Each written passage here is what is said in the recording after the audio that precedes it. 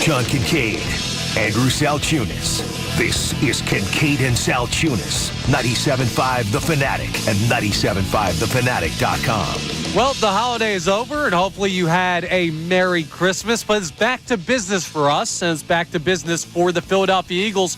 We're just a couple of days away from taking on the Dallas Cowboys, and is this a dangerous game for the Birds considering the circumstances? We'll discuss that coming up. I'm Connor Thomas in for Andrew Salciunas, Andrew DeCecco to my left, and it is Kincade and Salciunas right here on 97.5 The Fanatic. This is Kincade and Salciunas. Let's not forget that Jalen Hurts was knocked out in the first quarter. I don't think the Commanders were going to stop the Eagles offensively yesterday. And if Jalen Hurts is in the game, they keep their foot on the gas pedal. That game's over. They just played a double-digit win football team with their backup quarterback for 90% of that game and probably still should have won it if the referees did what they were supposed to do and some other things broke their rule. Kincade and Salciunas. John Kincade, Andrew Salciunas. 97.5 The Fanatic and 97.5thefanatic.com.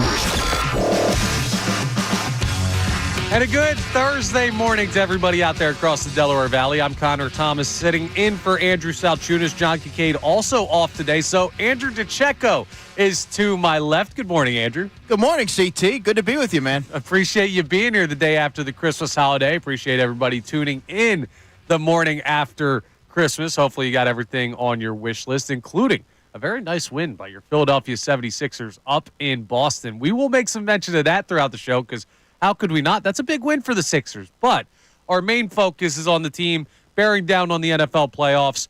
The postseason berth has already been clinched for the Philadelphia Eagles, but the division has not been.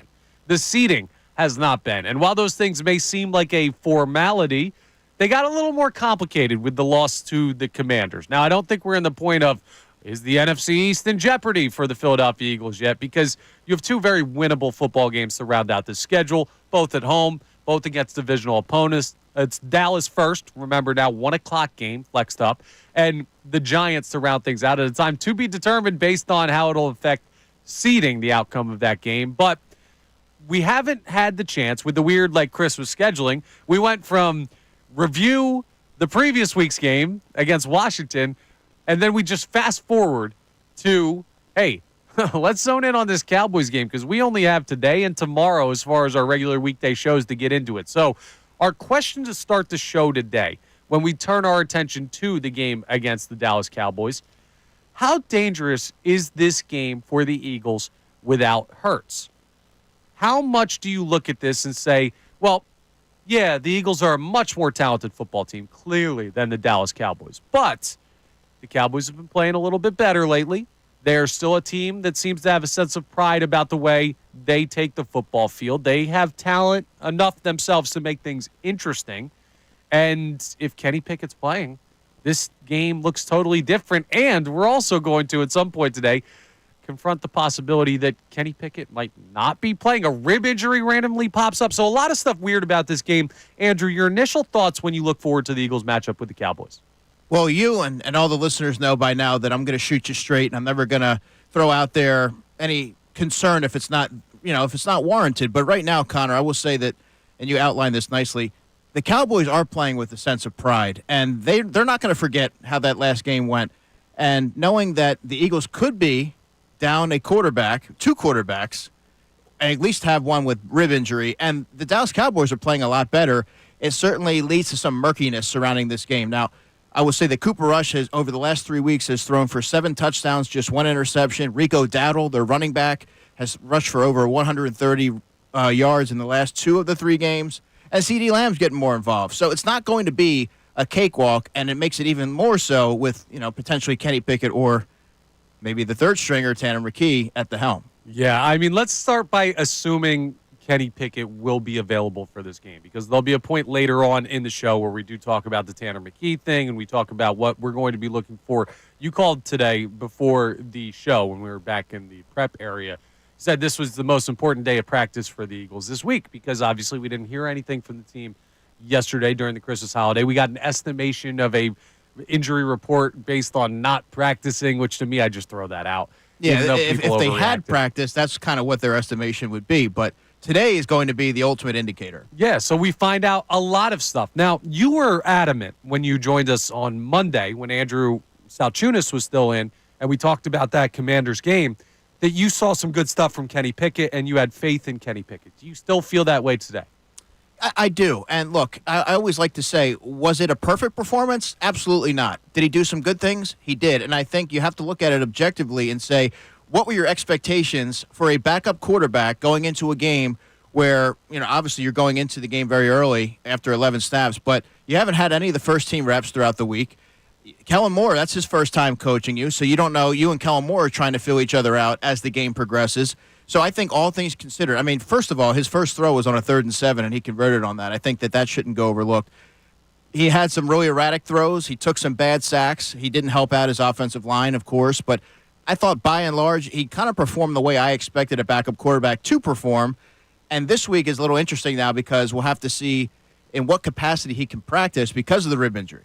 Yeah, that's the tricky thing. I hadn't even thought about that. I'm just thinking about his availability for the game, but if Kenny Pickett, once again, can't get those snaps in and practice to figure everything out, I guess there's a lot you can do meeting room-wise to just kind of work through stuff. Kenny Pickett has been a starter in this league before. He doesn't have this long track record of success, but he's been the guy for a team. He was that guy when he was in Pittsburgh, if only for a short stint. So maybe sitting in the room and getting actually talked through everything. I know he's in all the quarterback meetings anyway, but maybe that does enough to help him, but he doesn't really have to improve that much over his performance against Washington. Cash in a touchdown more here or there. I don't think 2 touchdowns and maybe 1 turnover is too much to ask of a stat line for Kenny Pickett. And that might not even be necessary if you can just scheme Saquon Barkley a little bit better. So there are ways to victory in this game, but, am I crazy for feeling a little bit nervous about this one? I think offensively, it's warranted. Your feelings are warranted. But defensively, I think this is a game where they get back on track and they really shut down Cooper Rush.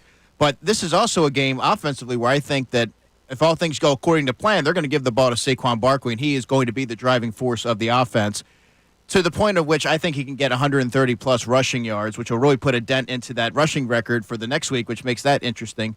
But I think that's going to be their path of victory offensively. Take the ball out of Pickett's hands and really lean on Saquon Barkley. And then defensively, I think that they will smother Cooper Rush in that passing attack. I hope so. Last time the Eagles played him, remember, it was 34-3. It was just a field goal for the Dallas Cowboys, and that was on the road in their building. Now, it was earlier into Cooper Rush's takeover for Dak Prescott, and he seems like he has hit a stride since that. So all of this, again, going back to our question that we opened up the show with, and you can answer at 610-632-0975, phone line, text line.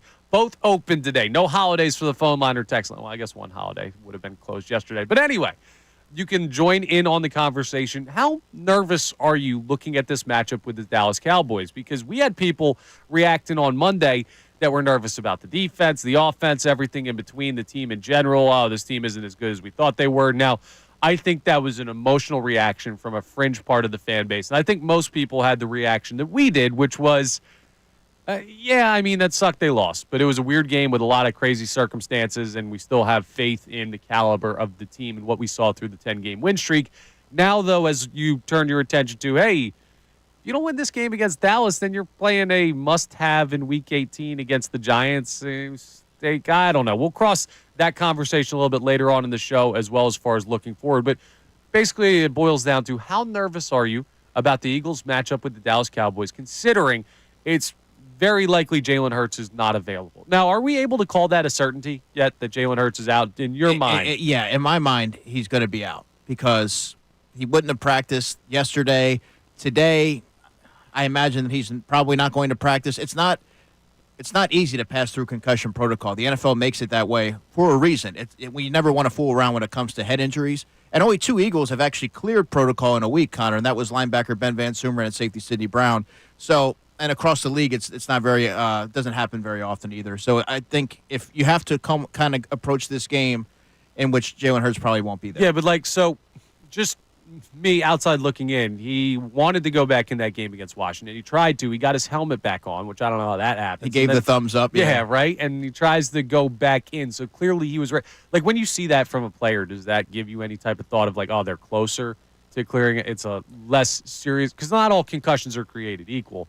Is there any stock put into that, or is that just a player wants to be out there? I think that's just Jalen wanting to be a competitor and wanting to be out there at all times, because let's not forget, he suffered a concussion-like symptoms. I guess he was evaluated for a concussion in the Commanders game, went right back out there, didn't waste any time. He wants to be out there, and he makes that known that he wants to touch the ball in every play and be a factor in the game.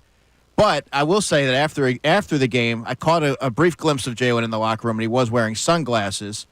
I mean, that's obvious for concussion to have sensitivity to light, but that kind of adds another layer to it. Yeah, so the sunglasses are the smoking gun right here of, hey, this dude may not be available, but, hey, maybe it was just Jalen chilling for a little bit. Could have been. Yeah, could have been. I would not rest your hopes on Jalen Hurts being available in this game, and if he's not, well, then you have to confront the conversation about can the backup or the third string get it done, and to me, that will always make me nervous. Like, I know what happened with Nick Foles back in 2017, 2018. Like, I think you're thinking of Gardner Minshew in 2022 when they had on Christmas Eve, and then the game against the Saints, and then Jalen had to go back and play. Right, and then Gardner Minshew didn't really play that bad, and yet they still couldn't find their way to a victory because the dynamic is different when you don't have one of your big-time leaders out there and the starting quarterback. The style that you play might change a little bit, and even though I think back to like that Gardner Minshew shootout down in Dallas with Dak Prescott, and he played well. The Eagles put up, 30-some, 40-some points? They might have cleared 40 in that game. It was a wild game, but it just wasn't enough to get it done, and that's no fault of Minshew, not to relitigate that. My point is, things just seem tougher with a backup quarterback in, even if that backup quarterback plays a little bit above their watermark, because chances are a backup quarterback in the NFL playing above their watermark is not equal to what the starter would do. If there was that thin of a margin, they'd be starting for a lesser team. Sure. But Kenny Pickett is here for a reason, and he kind of has to. We've had this game manager conversation all year long with Jalen Hurts. I'm sure you heard us talk about this. Yes, absolutely. Now this is true game manager status. Like, protect the football, do what you can do, hit open slant routes. Hopefully the receivers catch them this time, and that's the way to victory on Sunday. This is a whole nother level of game manager that you're going to ask for Kenny Pickett. But, to your point, when you're a backup quarterback, you have to worry about timing. You have to worry about throwing with anticipation because you haven't played a lot. And I talked to Kenny Pickett right before the Steelers game, mostly about playing against his old team and Mike Tomlin and what he's learned from Mike Tomlin. But I also asked him what he learned about himself. And he said, I just try to be the same guy every day. And, he said a can of Coke is the same whether you get it here or whether you get it in California. And I always wanted to stay steady like that. But he said that I'm not able to get the normal reps that I would get in practice like I did in Pittsburgh, but I'm getting the mental reps. I'm seeing the routes and watching how guys, break, the routes and how they break in and out. So he's kind of looking at the finer nuances of the game from a different perspective, and I think that's kind of how he prepared all season. Now he's going to get those physical reps, so we'll have to see how it goes. We'll see how it plays out. Now, do you have any idea, by the way, this was something that we talked about on Tuesday, and actually we might have brought it up with you Monday, but I don't think we knew at that point. Do you have any insight on who is handling the blitz pickups at the line? Is it going to be Kenny Pickett if he plays? Is it going to be Cam Jurgens where that responsibility lies? Oh, I think that'll be Cam Jurgens. Okay. Because I think it's when you look at all summer long, Jalen and Cam Jurgens had to work on that. Yeah. So to ask that both players to accomplish that in a week, I just don't think that's very realistic. So I would imagine that Cam Jurgens will be at the helm there. Yeah, it's still a guy though that's young in his NFL career. Not that Kenny Pickett's some veteran and he would be the better option. I was just curious. Either way, it's not ideal compared to what Jalen Hurts has done, because he's been really, really good at that this year, taking over that responsibility when Jason Kelce retired. So just another wrinkle. I think there's this guy. I'm trying to remember. It's like Micah something. There's some good defensive player that Dallas has. Oh, number 11 for them. Yeah. Penn State guy. Yeah, Micah Parsons is a problem. And if you don't know where he's trying to attack the quarterback from or attack the offense in general from, that is an issue whether the Cowboys are 0-for or whether they're a non-defeated team. Micah Parsons is still going to be an issue for this team, and that's what I think about when I think about the blitz pickup responsibility. So clearly there are questions. Now, you might say, Connor, you sound scared as anything.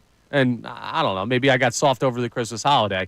But whatever the case may be, I have some nerves about this game because of the circumstances. Do you? You could chime in 610-632-0975, text or call.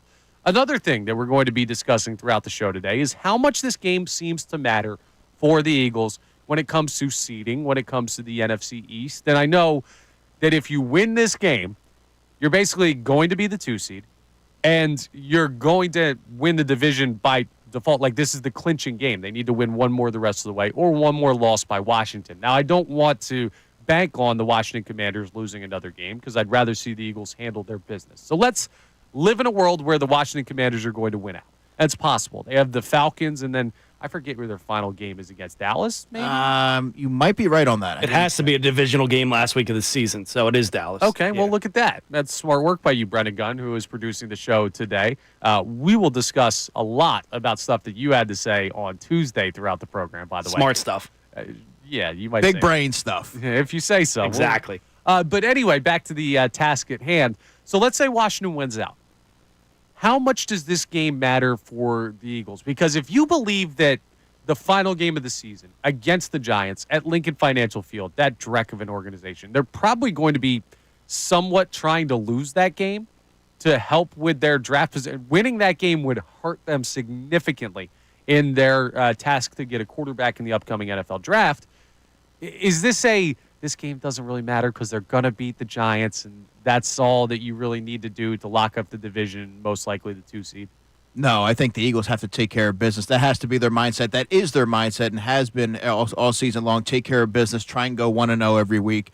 And if they do that, now it sort of conjures an interesting landscape here, because then it's, what do you do on week 18, knowing that you could be going against a Giants team that might be chippy. They might be they have nothing to lose, so they might try to take out some of their frustration. So you have to worry about some of the chippiness in that game, especially if you want to put your offensive line, Jalen Hurts and Saquon Barkley, out there if they want to pursue that record. So that it's an interesting scenario that could be in play if they take care of business today. So you're saying, like, win this game so you don't have to – you could rest players. You could play for basically the bye. You could make that last week not matter. That is more important to you. It's a built-in bye, essentially. Okay, and that's helpful, I think. Now, something to the Eagles' advantage, and this sounds funny considering the starting quarterback is concussed right now, but they have health compared to a lot of teams around football, and especially the number one team in their conference right now in the Detroit Lions. So when you look at that, you might say, yes, the bye week would be great. And they had a week 5 bye this year. It has been a long time since this team was able to sit back for a week and just kind of chill out, which would be very beneficial. But I wonder if it's less important to them considering the health of this team. I know there's still wear and tear, but it's not like you're the Lions and you might be a week from getting back 3 defensive starters. Like, Bryce Huff is probably going to play this week. I would imagine he gets activated off IR this week. His practice window was activated last week, and he just couldn't make it.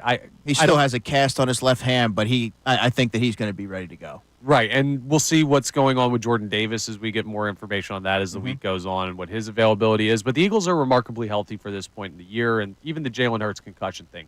If he misses this week, he'll be back against the Giants if they need that game. So it's just I don't look at this game as a must-win, must-have, anything. I understand the Eagles are going to approach it that way because that's the right way to handle it as a organization. You don't want to ever treat a game like lesser, even if everybody in the world knows the game doesn't matter, and this one is a game where it does matter a little bit. But just to me, I'm like, if you go out and you lose to the Cowboys, you're not losing to a postseason opponent. You're not losing to a team you're going to see further down the road. You're not going to lose to anybody that can use this in the future. And you're also not losing with your starting quarterback, and you're going to go out and beat the Giants the next week. So I'm just like, it doesn't really, the result of this game, overly affect the season. But you never want to play with your food. If you have the opportunity to take care of business, you want to do that and then let the final week of the season play itself out however you want to play it. Because, like I said, it could be an interesting scenario where you're now deciding, do we play Saquon Barkley in the starting offensive line for maybe a half and see if he can get this record? Because I do think he's going to have a monster game against the Dallas Cowboys. But I think the Eagles' mindset, as it has been all season, will be, let's take care of business now while we have the opportunity. Yeah, it's not hurricane season anymore. We'll use a blizzard analogy instead. This is like me putting the salt down the night before it snows, right? It might not be that icy, but I'm going to throw that salt down on the steps just so in case I don't wake up tomorrow morning and slip. This is me preventing, or trying to, which there's no way to prevent it, but trying to prep the fan base that if the Eagles were to lose this game Sunday, and I'm honestly not expecting that to happen, and Vegas isn't expecting that to happen, and I think you should be confident that the Eagles have a very, very good chance to win this game. But if for some reason something like that happens, and it doesn't really change where you're at in the standings, and you still are going to win the division if you beat the Giants. I just know the calls that we're going to get on Monday of they lost to the Commanders and then the Cowboys back-to-back, and Kenny Pickett stinks, fire him into the sun and all of this stuff. This is me kind of saying, yeah, I'd like to see them win this game. I hate losing to Dallas ever, but it's not the end of the world if this is another game they drop considering the circumstances. Maybe that sounds cowardly, and if so, feel free to let me know. 610-632-0975. Phone line, text line, both are open. Coming up next, we're going to look a little bit deeper into the Eagles' opponent for their Week 17 matchup. The Cowboys, they've been doing better since the last two times these teams faced off, or the last time these teams faced off, I should say. What have they been doing better? What is different, and what do the Eagles have to keep an eye on as they prepare for this team? We will get into a little bit of what the Cowboys have been doing well, which is going to make a lot of people sick, especially considering how much you probably ate for Christmas with all the food and everything yesterday. But we have to discuss it coming up next. I'm Connor Thomas, filling in for Andrew Salciunas. Andrew DeCecco to my left. Brendan Gunn on the board, and we are back after this for more Kincade Salciunas right here on 97.5 The Fanatic. Fanatic Sports Update. Inching closer to game day. I'm Brendan Gunn, and this update is brought to you by PayPal. Get exclusive cashback offers in the app, and with the PayPal debit card, stack 5% more in your chosen monthly category, up to $1,000 in purchases. Don't just pay PayPal. Yes, the Eagles are now inching another day closer to the matchup this Sunday at 1 o'clock against the Dallas Cowboys down at the Link.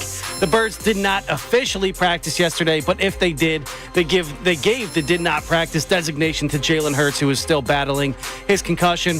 The Birds will be back out there on the practice field today, so we'll keep you updated as far as QB1 status goes today as we get more information on that. As for the backup quarterback, Kenny Pickett, Kellen Moore spoke on Tuesday about the team having faith in Kenny Pickett. When it's your opportunity, you got to go. And I thought Kenny did a nice job responding. I thought it was so cool to see our guys have the confidence in him to just hop in there and handle a third down, handle another completion, throw a third down, touchdown in the red zone. I thought that was a really cool moment to see him hop in there and those guys, feed into that.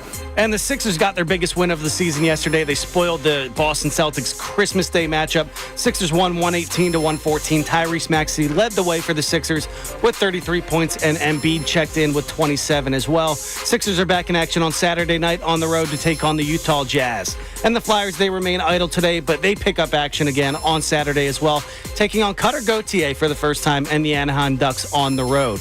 I'm Brendan Gunn on the home of the 76ers and the Flyers, 97.5 The Fanatic and 97.5thefanatic.com.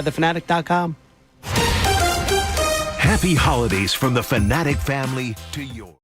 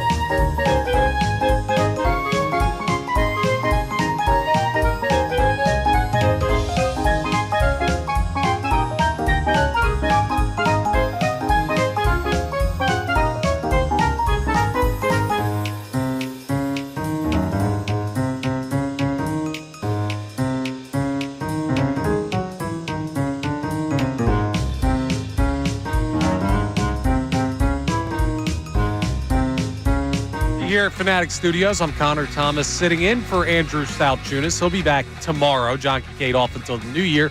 To my left, Andrew DeCecco taking the time to join us. You also hear him for the first hour of the Mike Missanelli Show with Bill Colarulo today. Mike Missanelli out. So you're doing 5 hours today, man. That's a long day for you. I'm hydrated up, man. I got my water right next to me. I have a Red Bull here in my book bag, so I'm ready to go. Yeah, his initials aren't AD for no reason. All day, Andrew DeCecco. Wow, There love you that. go. That's good work by you. It's not just for Adrian Peterson. There's also this AD. Love that. We're a big initial show all of a sudden here in the morning.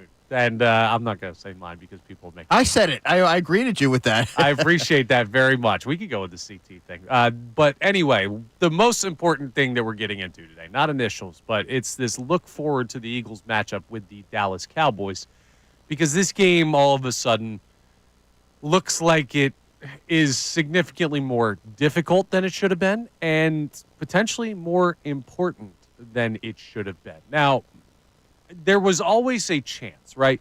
As much as we look at that Washington team, or at least I look at that Washington team, maybe some people like Brendan Gunn feel different, but when I looked at that Washington team, I'm like, well, you're the significantly better football team. I don't care if you're playing them in Philly or on the road down there in Landover, Maryland. You should beat this team. You should take care of business. The Eagles have passed every test, so I wasn't too worried about that game from a standpoint of potentially losing it. And then you do, and it's not necessarily the fault of the team because you lose your starting quarterback 11 plays in. But I never really considered this Dallas Cowboys game, is my point, as one that you were going to have to win the division. I thought that you were going to be in the situation where you'd probably win this game to try and keep pace with the 1 seed and find out if Week 18 is going to matter at all for you. Now that shifts a little bit, and when you start to put more stock into a game, you have to start to put more stock into the opponent. And the Cowboys have been playing better football since the last time the Eagles saw them. Much better than that 34-3 performance they put up against Philly in the bright and sunny Jerry World in that in that matchup. Now, I don't believe the sun will be an issue at Lincoln Financial Field Sunday because we didn't build our stadium like an idiot, but there is going to be a potential issue with the Dallas Cowboys with what they've been doing better. So what have you been seeing different? Because I know you're locked in on not just the Eagles, but the league.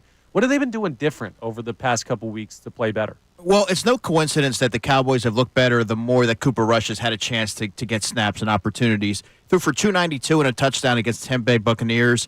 And more importantly, he's finding CeeDee Lamb and getting him involved. Of course, their top-notch wide receiver. He had over 100 yards the last game that they had, and he had 90 before that. So he's starting to sort of round into form and get that connection with Cooper Rush.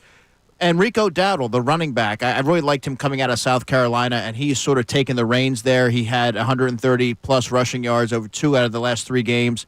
So that's going to be somebody that they're going to have to worry about as well. But I think you would bet on the Eagles' defense in this game more than you would about the offense. I think that all of their playmakers and what should scare those who have any sort of trepidation surrounding this game, Connor, would be offensively. But I think that that's going to be able to be taken care of by the defense. Yeah, I mean, listen, the line on this game, and I'm just going to go ahead. I'm a Caesars Sportsbook guy. I appreciate them making me one of their spokespeople for that. But the line on this game on that app, and I believe most apps, is Eagles giving 8.5. Like, they are heavy favorites at home. That feels like a wild line. With Jalen Hurts potentially out, Kenny Pickett battling a rib injury. It could be Tanner McKee on Sunday, and it wouldn't be like an out-of-nowhere thing. It's not likely to be Tanner McKee, I don't think, because Kenny Pickett should be able to. He was listed in the estimation report yesterday as limited, which means that's probably a sign he'll be good to go. And he is going to speak today, by the way. So that'll be good to hear from him, what his status is, how he's feeling, and we can kind of assess it from there. Right. So, well, it seems likely that Kenny Pickett is going to be the guy on Sunday. And then if Jalen Hurts is good, obviously he'll take over. But either way, you look at that and you say, backup quarterback and a guy that only led 1 touchdown drive in a long time in the game against Washington. The Eagles are 8.5-point favorites. That has to be respect for the defense, especially considering Dallas has won a couple of football games. Yeah, absolutely. I think they're banking on the Eagles' defense getting back into form. Quinyon Mitchell, Darius Slay, who had a really strong game against the Commanders, by the way. I think that those 2 corners should be able to at least neutralize CeeDee Lamb to a degree. And then I think with your pass rush, with Josh Sweat, with Nolan Smith, when I watched that game for the second time, I came away even more impressed than when I saw it in person. He's somebody that I think can bear down and get some pressure on a Cooper Rush. So I think the defense will be a driving force here, but I also would say that Saquon Barkley is probably going to reap the benefits offensively because with them having a backup quarterback. Well, Len, when you look at that, like they stacked the box, Washington did against Saquon Barkley. Once Jalen Hurts went out, it takes away the threat of potentially like those read option plays or the quarterback pulls it and takes off or you have designed Jalen Hurts runs. It just makes the Eagles less versatile offensively when you lose your starting quarterback. It does that to any team. But do you expect like Dallas to be able to stack the box against Saquon, or is like that worries me that even if Kenny Pickett is good to go and he gets all his time in and he gets some snaps maybe on today or tomorrow as the Eagles prepare for this and the rib injury hopefully calms down a little bit for him, is that still a worry of like how does Saquon produce without Jalen Hurts in there? It's not going to be as easy. It'll still be tough sledding, but let's not forget that the Eagles ran the RPO effectively with Nick Foles, who is hardly the athlete that Kenny Pickett is. And Kenny isn't this cement shoes quarterback back there that's going to be stationary for the entirety of the game. He can elude pressure and escape from the pocket and create some yards with his legs. Now, is he Jalen Hurts? Absolutely not. Not many quarterbacks are. But I don't think that the offense will be as restricted as it was against the Commanders because they now have a full week to implement some things. Hey, Kenny, what works for you? What doesn't? We'll scrap it. And I think you'll see some running lanes open up for Saquon this week. So basically, the Cowboys are more comfortable playing the style they have to with Cooper Rush. The defense has also gotten a little bit healthier as well for them. What do you see on? But they lost that DeMarvion Overshawn, who I really like, their pass rusher. He suffered a gruesome injury, so that is different, drastically different from the last time these two teams met. That's true. That's true. And then you're going to see guys on the outside that you're like, okay, well, do they jump route? Well, Trayvon Diggs is the biggest one of just like, how does Kenny Pickett mitigate that? And how does he avoid trying to throw? Dude, if they throw a pick six to him, the way he jumps routes, just I don't understand why teams don't run double moves on him every single time and just don't give him the opportunity to do that. But he's a weapon out there, especially with the Micah Parsons pass rush to contend with. So, I don't know. 8.5 to me on the line, and maybe I'm getting too caught up with the betting lines, but Vegas knows, right? We know this. Those casinos are built for a reason out there. They make money. They know what they're doing. When I see that, I'm like, it doesn't feel like the Eagles should be this favored in the game. So, like, what is the huge advantage? Just the quality of the roster, a bounce-back game? Like, how do you look at this? Because my pick against that spread would probably be Dallas today. Yeah, I think that they're looking at the quality of the Eagles roster, their ability to run the football with the offensive line. And the Eagles haven't had back-to-back bad games this season. So I think that they're looking at it and saying, this is a team that's going to come out motivated. They have a lot to play for. Dallas does not. So there's a lot of factors at play here, and defensively, I think that they're kind of viewing that as a defensive onslaught versus Cooper Rush at home. Yes, it's now 1:00, so it doesn't have that same Game of the week, that marquee game type feel. But Dallas always plays in. But I think that there's a lot of different factors that are sort of pointing in that direction. Okay, now something we're going to get into later is Brendan Gunn, who is producing the show, is terrified of the Washington Commanders and Jaden Daniels. But I want to Gunn, come on. I am not. We'll table that. You're going to have plenty of time to defend yourself. But are you as worried about the Cowboys? Like, when you look at this game, you nervous at all about it?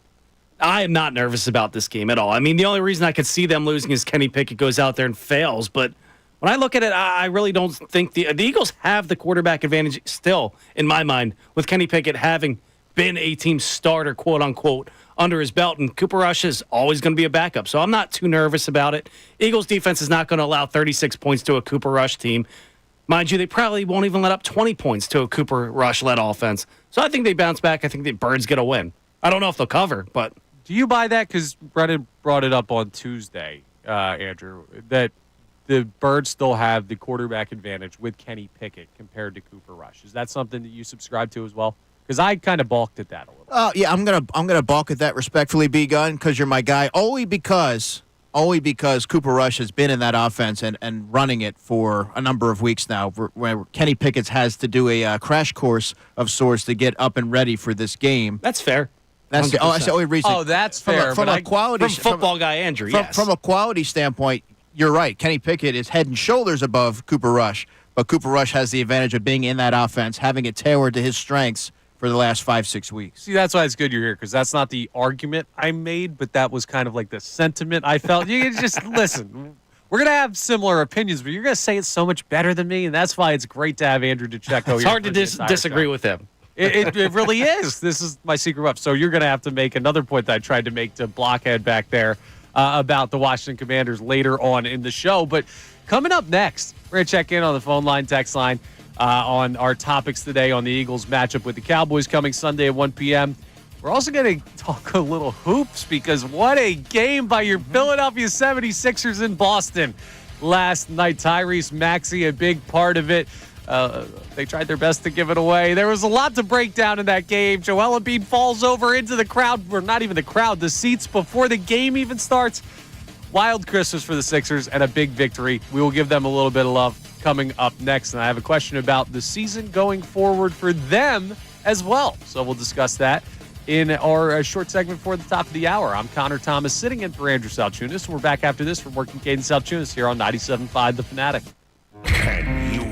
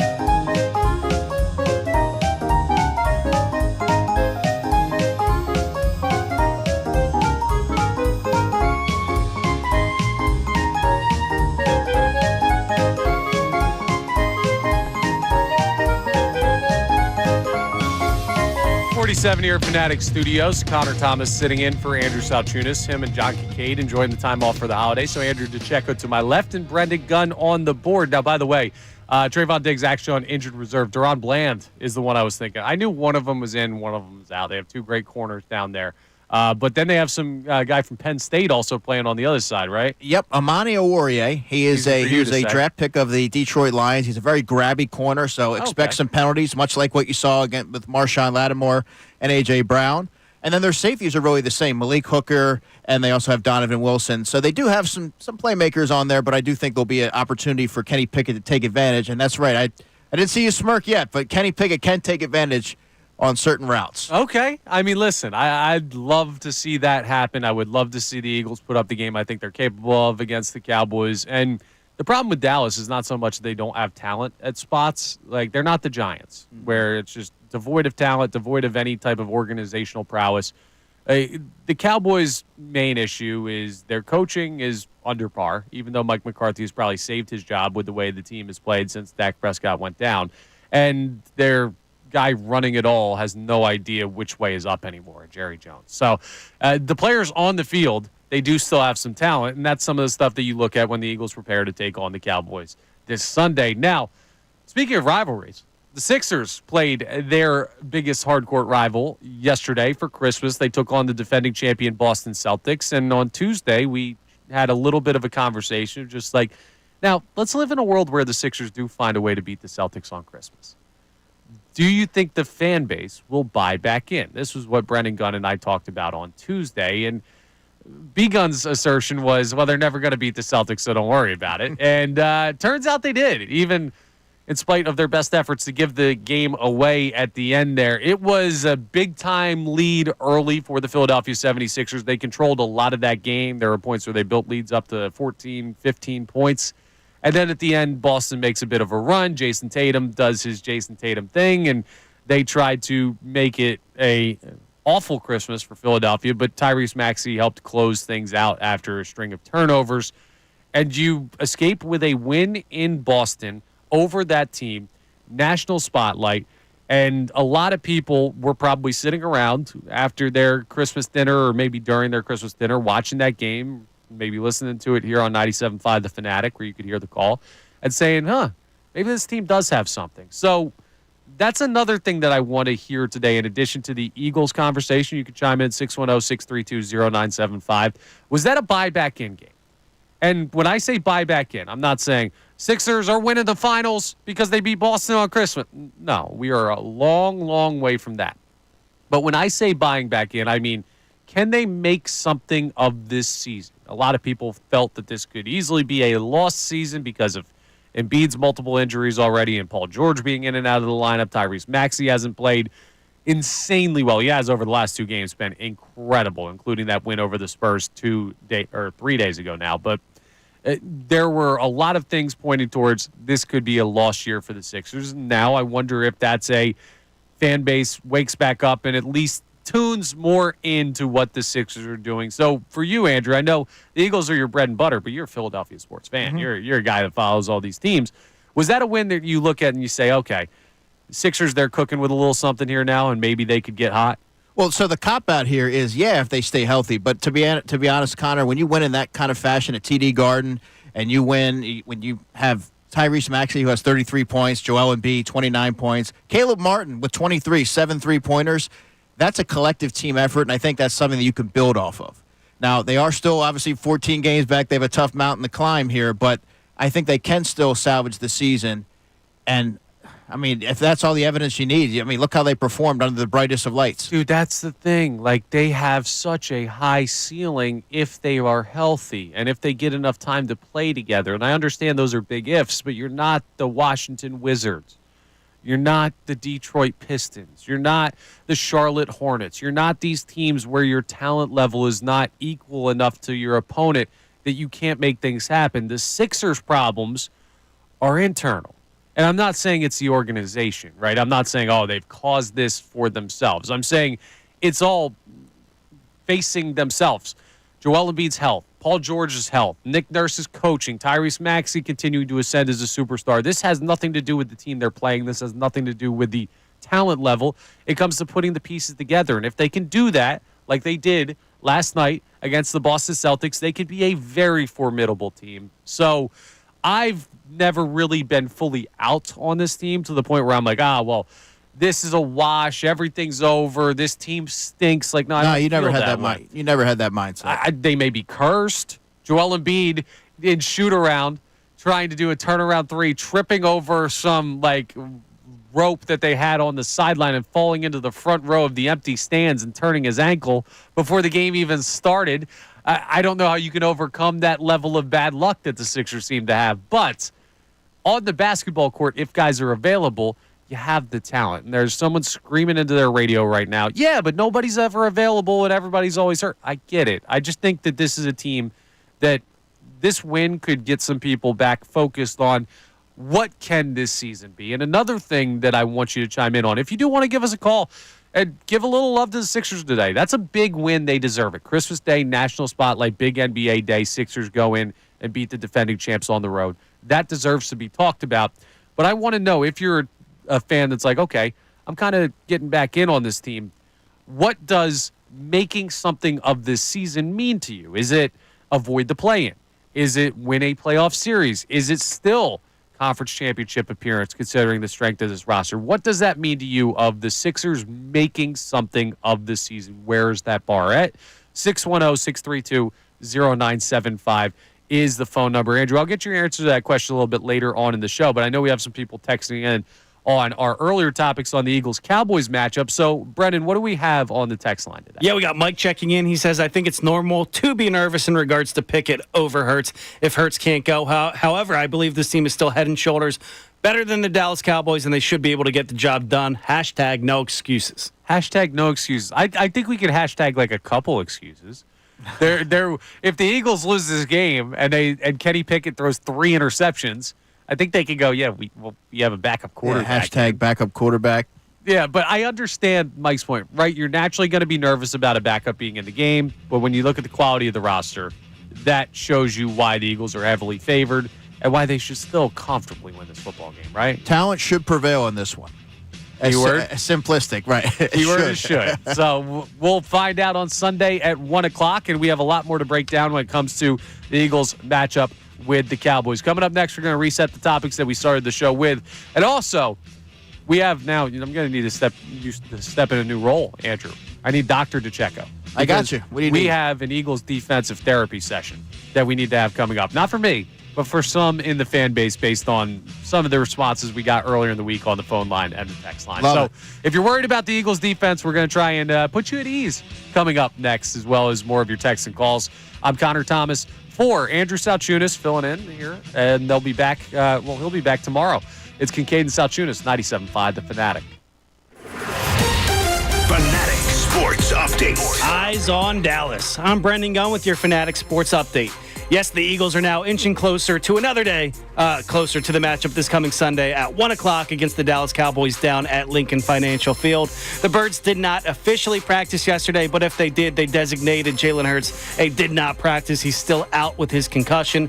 The Birds are going to be back out there on the practice field today, so we'll keep you updated with QB1 status as soon as we know more. As for the backup quarterback, Kellen Moore spoke on Tuesday about the team having faith in backup quarterback Kenny Pickett. When it's your opportunity, you got to go. And I thought Kenny did a nice job responding. I thought it was so cool to see our guys have the confidence in him to just hop in there and handle a third down, handle another completion, throw a third down, touchdown in the red zone. I thought that was a really cool moment to see him hop in there and those guys, feed into that. The Sixers got their biggest win of the season, spoiling the Christmas Day matchup with the Boston Celtics. Sixers won by a score of 118-114. Tyrese Maxey led the way for the Sixers with 33 points, and Joel Embiid checked in with 27 himself. The Sixers are back in action on Saturday night on the road in Utah to take on the Jazz. And the Flyers, they remain idle today, but they're also back in action on Saturday to take on Cutter Gauthier for the first time on the road, though, against the Anaheim Ducks. I'm Brendan Gunn, the home of the 76ers and the Flyers, 97.5 The Fanatic and 97.5thefanatic.com. Philadelphia 76ers basketball. Sixers with George on a drive into the lane, goes up, they swipe at it, he gets a left to right reverse. The games are here. Yabusele over Wemby for three, got it, bang, triple over Victor, it's good. Tom McGinnis delivers the live call. 8 to shoot, Maxey against Sohan, out top off the dribble, rises for three, it's up, it's good. Maxey with 5 in a row, and the Spurs take time, it's his house. 97.5, The Fanatic. Wesley is a truck driver. I drive a truck, and I love what I do. A truck driver with IRS troubles. They told me I owed them $43,000. It got really bad. Quite a few letters in the mail. They were talking about wage garnishment, coming after my house, my car. Yeah, they don't play around. I seriously thought that I was going to lose everything. One sleepless night, Wesley finally made a call to Optima Tax Relief at 2 a.m. Kind of figured I'd get a machine, but I didn't. I actually got to talk to an actual person in the middle of the night. He found just what he was looking for. Oh, they were great people. You need a team of people that know what they're doing. Optima Tax, they know what they're doing. Optima Tax Relief came through with flying colors. I saved an incredible amount of money. Happy don't even come close. I was absolutely overjoyed. Take Wesley's advice. If you're in any kind of trouble with the IRS, call Optima Tax Relief. Don't trust anybody else. Call Optima for a free consultation. Call 800-354-2840. 800-354-2840. 800-354-2840. Optima Tax Relief. Some restrictions apply. For complete details, please visit OptimaTaxRelief.com. There she is, founder and CEO. High five. Yeah. Dave can't stop celebrating with every business owner in town. All right, Baker Man. He's sharing the excitement of big savings with the Comcast Business 5-year price lock guarantee. It's 5 years of gig speed internet and advanced security at a great rate that won't change. It's back for a limited time. Comcast Business, powering possibilities. Ends 3/9/25. Guaranteed rate applies a monthly service charge for new customers on qualifying internet bundle, excluding taxes and fees. Other restrictions apply. Looking to end the year strong? Join Planet Fitness now through December 30th for $1 down, $15 a month, and pay nothing until January 17th. With top-tier strength and cardio equipment, free fitness training, and most clubs open 24 hours, everyone can level up in the judgment-free zone. Why wait to start feeling stronger? Get moving now. Join for $1 down, $15 a month, cancel anytime, and pay nothing until January 17th. Don't miss out. Deal ends Monday, December 30th. See club for details. I'm John Morgan of Morgan & Morgan. Last year, more clients hired Morgan & Morgan than ever before. We now have more.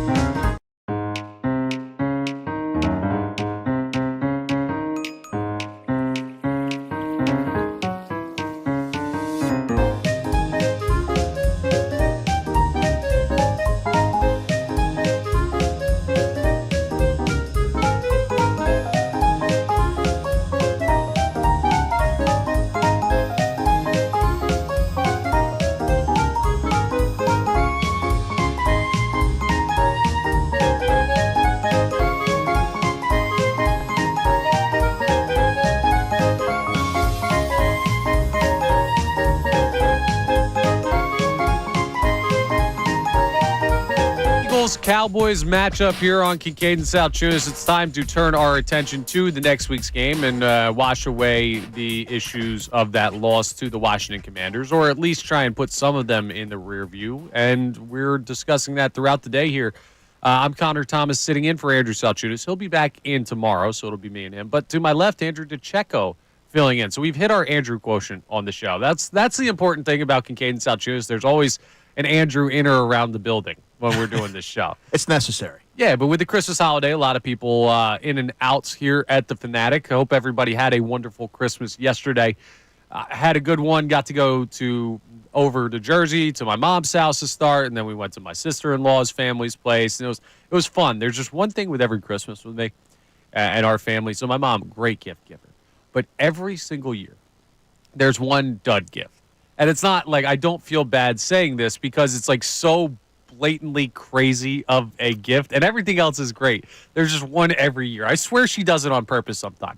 So yesterday, I'm opening presents, and I'm doing some more running. I'm training for a marathon right now, and it's cold as anything out. Wow. So I got some, I was like, could I get some of those like compression pants, like the long pants sleeve ones, because I have compression shorts right now.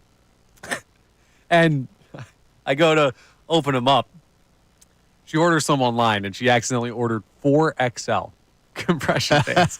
The compression pants were looser than than any regular pant. 4XL. I don't even know how they make 4XL compression pants. Maybe put them over top of sweatpants. I don't know. I was just gonna say I'm gonna send them to the NovaCare complex. Jordan Davis might be able to wear them. That's the only person on the planet I could think of that 4XL compression pants would do anything for. But yes, so that was the one this year. But got everything on my list. So it was a wonderful holiday. You enjoy your Christmas? Yeah, I did, man. Thanks for asking. I went out to Delaware. I spent some time with my mom. It was a nice, quiet holiday. I love spending time with my mom and had a nice tenderloin roast. So, I mean, it was a great holiday. I couldn't ask for anything more, and I hope all our listeners had a great holiday as well. That's a beautiful thing. We're going to talk about Brendan Gunn's Christmas later because he got a lump of coal based on some NFL action that was going on. We are going to talk later on in the show about the NFL games on Christmas. Nothing really majorly affecting the Eagles with 4 AFC teams going, but still some interesting storylines, so we'll discuss that later on. But we've started the show talking about the Eagles matchup with the Cowboys and how dangerous Dallas could be Sunday at Lincoln Financial Field, a team that's been playing better football lately, and you may be going with your backup or even third-string quarterback here in Philadelphia, whether it's Kenny Pickett, whether it's Tanner McKee, whether it's a Christmas miracle and somehow Jalen Hurts clears concussion protocol. Whatever the case may be, you're going to be in a situation where I look at Dallas and I say, don't overlook this team. They've got some stuff going on. And also, with that considered, how big of a game do you look at this as? With the Giants waiting in the wings, who can't beat anybody, they'd probably lose to whoever wins the college football playoff this year would probably have a solid chance against the Giants. I mean that. I know that sounds crazy, but that organization, that team, they just have nothing going for them. And that would probably guarantee you the NFC. Well, it would give you the NFC East because the Eagles just have to win one more game. But that would probably also get you enough for the 2 seed if you just win one of these last 2 games.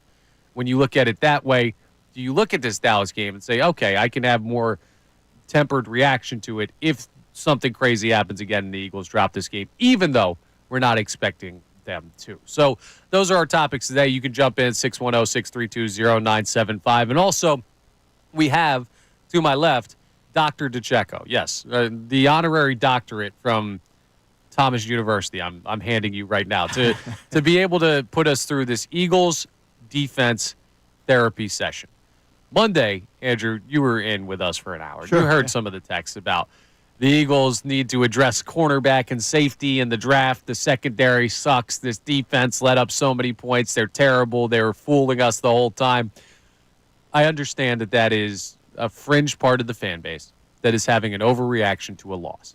But as we went through Tuesday's show, we still had a couple people that seemed to be a little bit nervous about the defense's performance, giving up 36 points to Jaden Daniels and the Washington Commanders this past Sunday. So let's have a little bit of a conversation about why this Eagles defense is still as good as we thought they were, because I know where you stand. Yeah. As a rational, normal person, all due respect to the people who were freaking out, this doesn't undo 10 weeks of great defense. So, Not at all. what do you still have faith in? Well, this is the NFL's best defense, and I want to make that clear. One game doesn't put a mark against that record, everything they've accomplished, as you said. This is the same defense that shut down Lamar Jackson and the Baltimore Ravens. It's the same defense that shut down the Pittsburgh Steelers in convincing fashion, by the way. The back end, you hadn't seen the communication breakdowns really all season long until you saw it against the Commanders. That was the play that led to the Olamide Zaccheaus 49-yard touchdown. They've been very detail-oriented, and they've been communicative all season long. So I think that was a blip on the radar and a blemish. The defensive line, I think that Jalen Carter, sometimes he can get in his own head a little bit because he can get over-aggressive, and sometimes officials can call that a little close. But that's been something that they can lean on every single week. That's a calling card. He's going to wreck shop this week. I truly believe that. The linebackers didn't have a great game. Zach Bond is playing at an all-pro level, has been all season. He didn't get his depth on that last play, that Jamison Crowder touchdown. Again, that was not something that has been a trend this season. It was just a one-off. The whole unit wasn't really playing as a whole. And I think when you're shuffling players in and out of the lineup, when someone like Josh Sweat's leaving the game, when someone like Jordan Davis is leaving the game, Nakobe Dean left for a little bit as well. Yeah, naturally, C.J. Gardner-Johnson, by the way, got ejected. Yeah, there's going to be some flux. There's going to be a lot of moving parts that are going to lead to some communication breakdowns. But all they have a lot of pride, and I think you're going to see them take to Sunday with a lot more vigor and a lot more tenacity. All right. Hey, listen, I love to hear that, and people out there should love to hear that as well, Eagles fans. Brendan Gunn, answer something for me real quick. Has there ever been a team in the history of sports that didn't have a down game over the course of a season? I can't say there was. I mean, the Patriots almost did it, but their down game was on the biggest stage. Well, even them, even like the Dolphins team going way back to the Dolphins team. Yeah, Mercury Morris days and all that. They probably had a bad game. Sure, they played tight games. They didn't beat everybody by 50. It's impossible to play a perfect game every single time. In fact, it's probably impossible to play one perfect game, technically. It's impossible to play a good game every single time. Teams have bad games. Mm-hmm. Like, just look at what happened with the Sixers and Celtics last night up there in Boston. Do you think that fan base, the Celtics, who saw their team win the NBA Finals last year, is looking at that loss in December and saying, wow, this team's in trouble? They had an off night. Or the Sixers had an on night. And I'm not trying to take anything away. My point is just this. When you know the quality of your team, one bad performance doesn't outdo what we know about the talent level.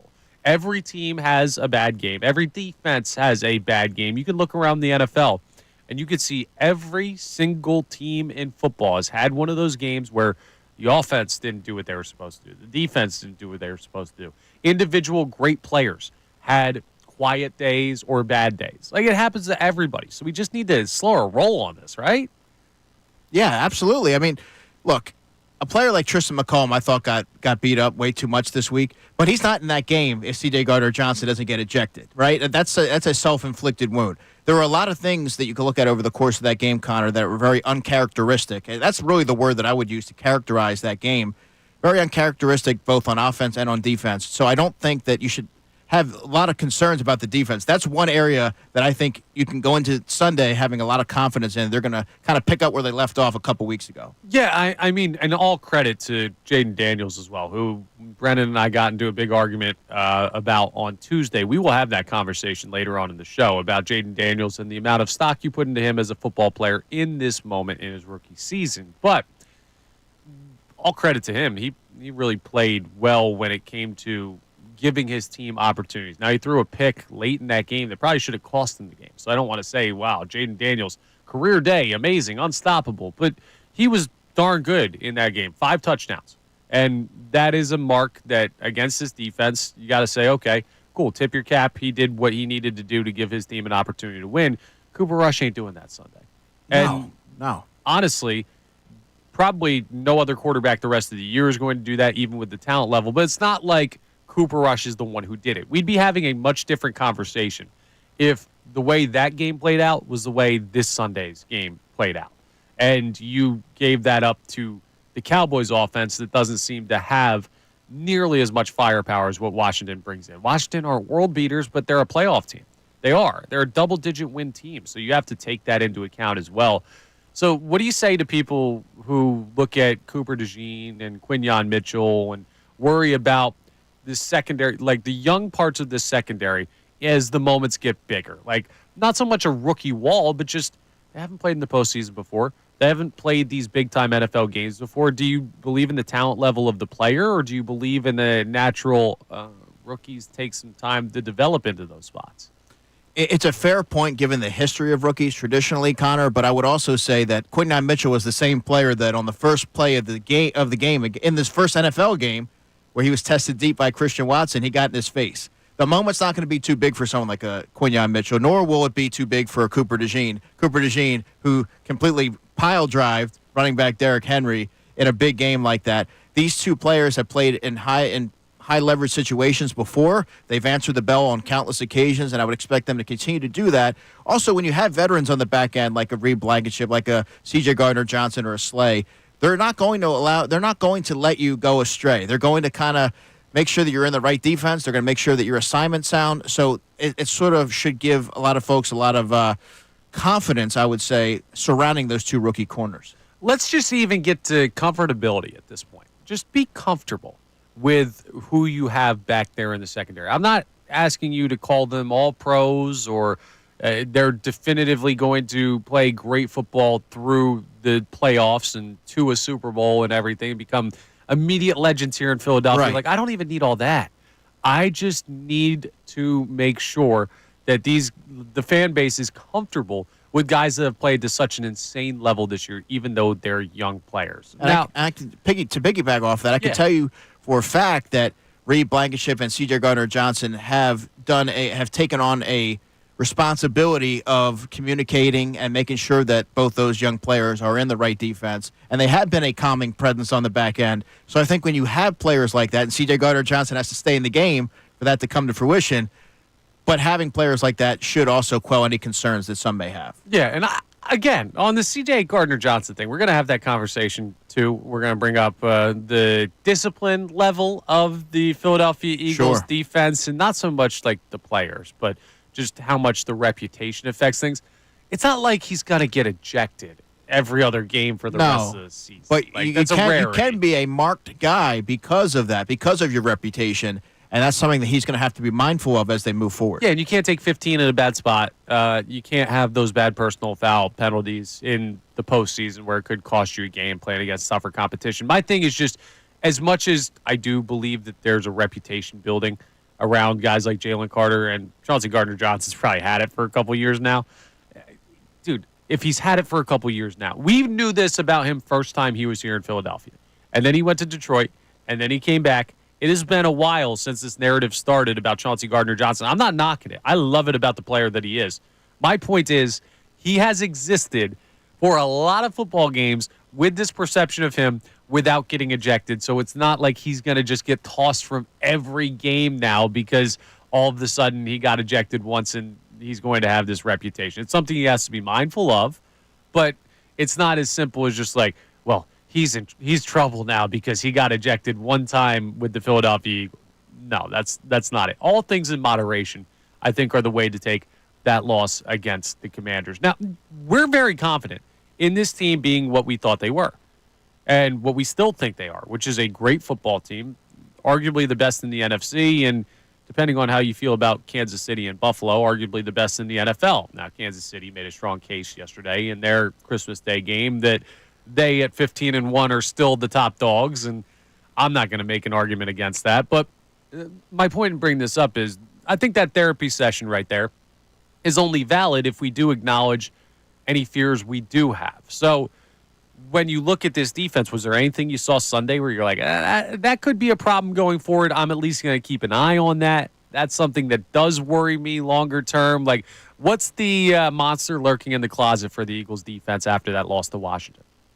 Honestly, not a ton really concerned me, and it kind of, I guess if you look at it in terms of the running quarterback, Jaden Daniels, his ability to take off, I didn't think some players took correct angles, and I mean Tristan McCollum actually allowed more yards on that play than normal, but he also wouldn't be in the game in that situation. But I think they've been fundamentally sound all season.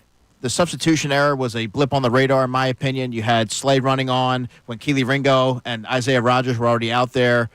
So there's a communication breakdown there, but that hasn't been something that's kind of continues to resurface. So nothing really in that game. It was just a weird game in many ways, and I think you kind of just chalk that up as a loss, and you learn from it, and you move forward. Now, here's where, because I agree with you. Like, it's very hard to find anything to overreact to about that game. Even defensively, when they give up that many points, they forced 5 turnovers. And it's just, you saw some great things that make this Eagles defense great. Still, it was just, Jaden Daniels went on a heater, and you couldn't get off the field, and you also made some costly mistakes mentally, and that'll cost you games, whether your quarterback's in or not. The interesting thing about all of this, right, is just if we can't find anything that we're worried about with the Philadelphia Eagles defense, like, are we being too forgiving for a team that has multiple rookies playing in big-time spots and everything? Like, maybe I've been too close to it because I've covered it really since the spring, and I've seen the defense grow and evolve, and certain players, respectively, just continue to grow into their roles. But I guess if you're really looking at one area that could be problematic when the stakes are higher, possibly pass rush, because you have to be able to get to the quarterback consistently. If you're not hitting the quarterback, you have to be able to affect them, hasten their reads, move them off their spots. And unless you're able to do that with regularity, that could be a concern moving forward. I like hasten. Hasten's a good word for that there. Listen, man, I'm a journalist. What do you want? The vocabulary is next level over there. So you should feel better about the Philadelphia Eagles defense after hearing what we just discussed. This is a guy that's in the locker room, and Andrew DeCecco, that is around this team as much as anybody. This is as good of an evaluation as you can get from an inside perspective, and I already felt good. I feel even better about where the Philadelphia Eagles defense is right now. So if you're one of those people out there with concerns on how the Eagles defense is looking after that loss to Washington, will there be long sweeping effects of this? Just slow down a little bit. Here's where this gets interesting, though, right? When you talk about because one of our topics today, how important is this game against the Dallas Cowboys? And my initial thought on that was seeding-wise, NFC East-wise, do you want to go into the final week of the season needing a win, needing to play your players, needing to look at it as hey, we have to have this game rather than potentially getting a quasi-bye week against the New York Giants in Week 18? What's important about this game against Dallas as well is you can't then repeat, right? If you believe that it was a weird game where a bunch of anomalies happened, where this won't happen again, that won't happen again, this was out of character. The only way that we can feel good about that argument is if they come out Sunday and they prove that it was an anomaly. Guess what? If it happens twice in a row, our argument does not hold water anymore. And that's not something that I think we expect to happen, but if it does, then we've got a whole different conversation. And that's what's important about this game. If it's a one-off, it'll be a one-off. And if it's not, well, then we're going to be asking, I might need an Eagles defense therapy session next week if we see more of the same against Dallas and Cooper Rush. But we don't expect to.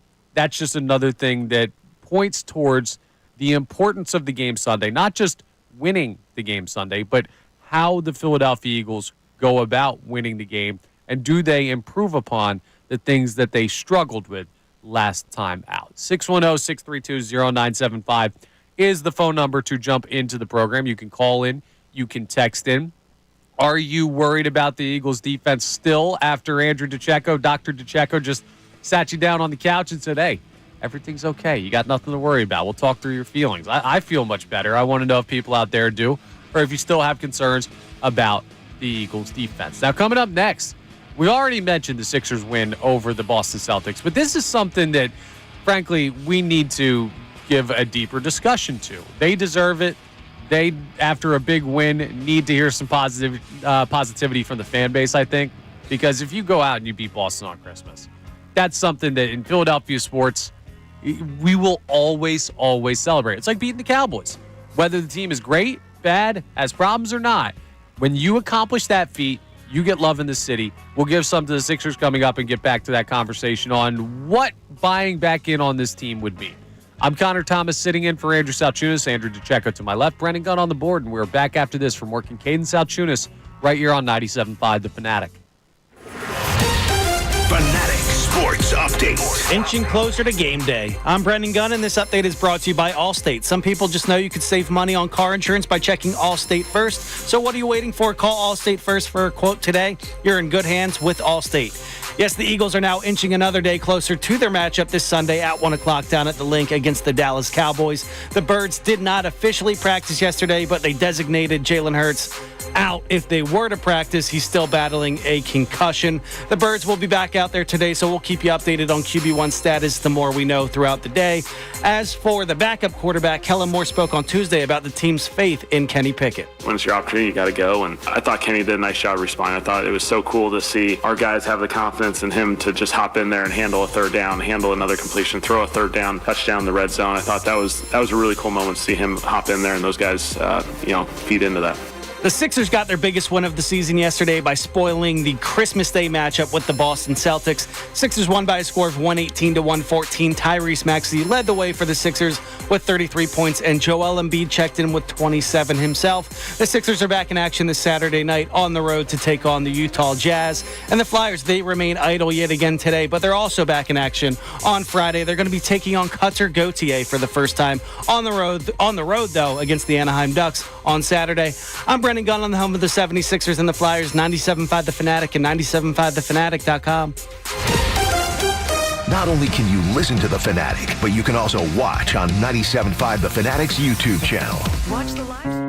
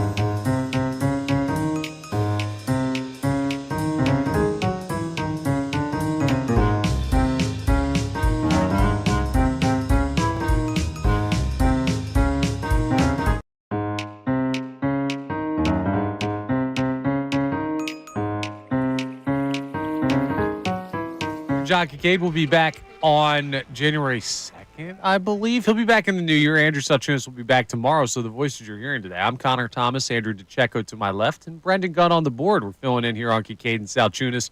We've been talking a lot of Eagles, Cowboys, and getting into that conversation about, well, what can be improved upon after the loss to Washington. What do you expect to see better? And I think we should expect to see a lot of things better. We just had a bit of a defensive side of the ball therapy session with Dr. Andrew DeCecco last segment. And the sweeping sentiment, and I don't think it's just us, right? I don't believe that the average fan is irrational. I don't. I think there are a lot of irrational fans in every fan base out there. And here in Philadelphia and doing Philly Sports Talk Radio, we talk to a couple from time to time, and that's okay because part of fandom is this step outside of being logical. You just get to say this guy stinks or this guy's awesome, whether they're playing good or bad at the time.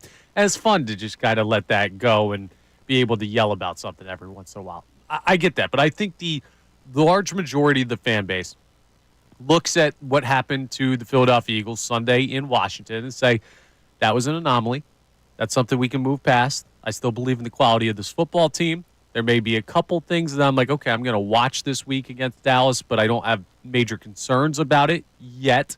But like we brought up at the end of last segment, if we see more of the same or if we see a similar issue in a certain facet of the game on Sunday, and I'm not talking about Kenny Pickett.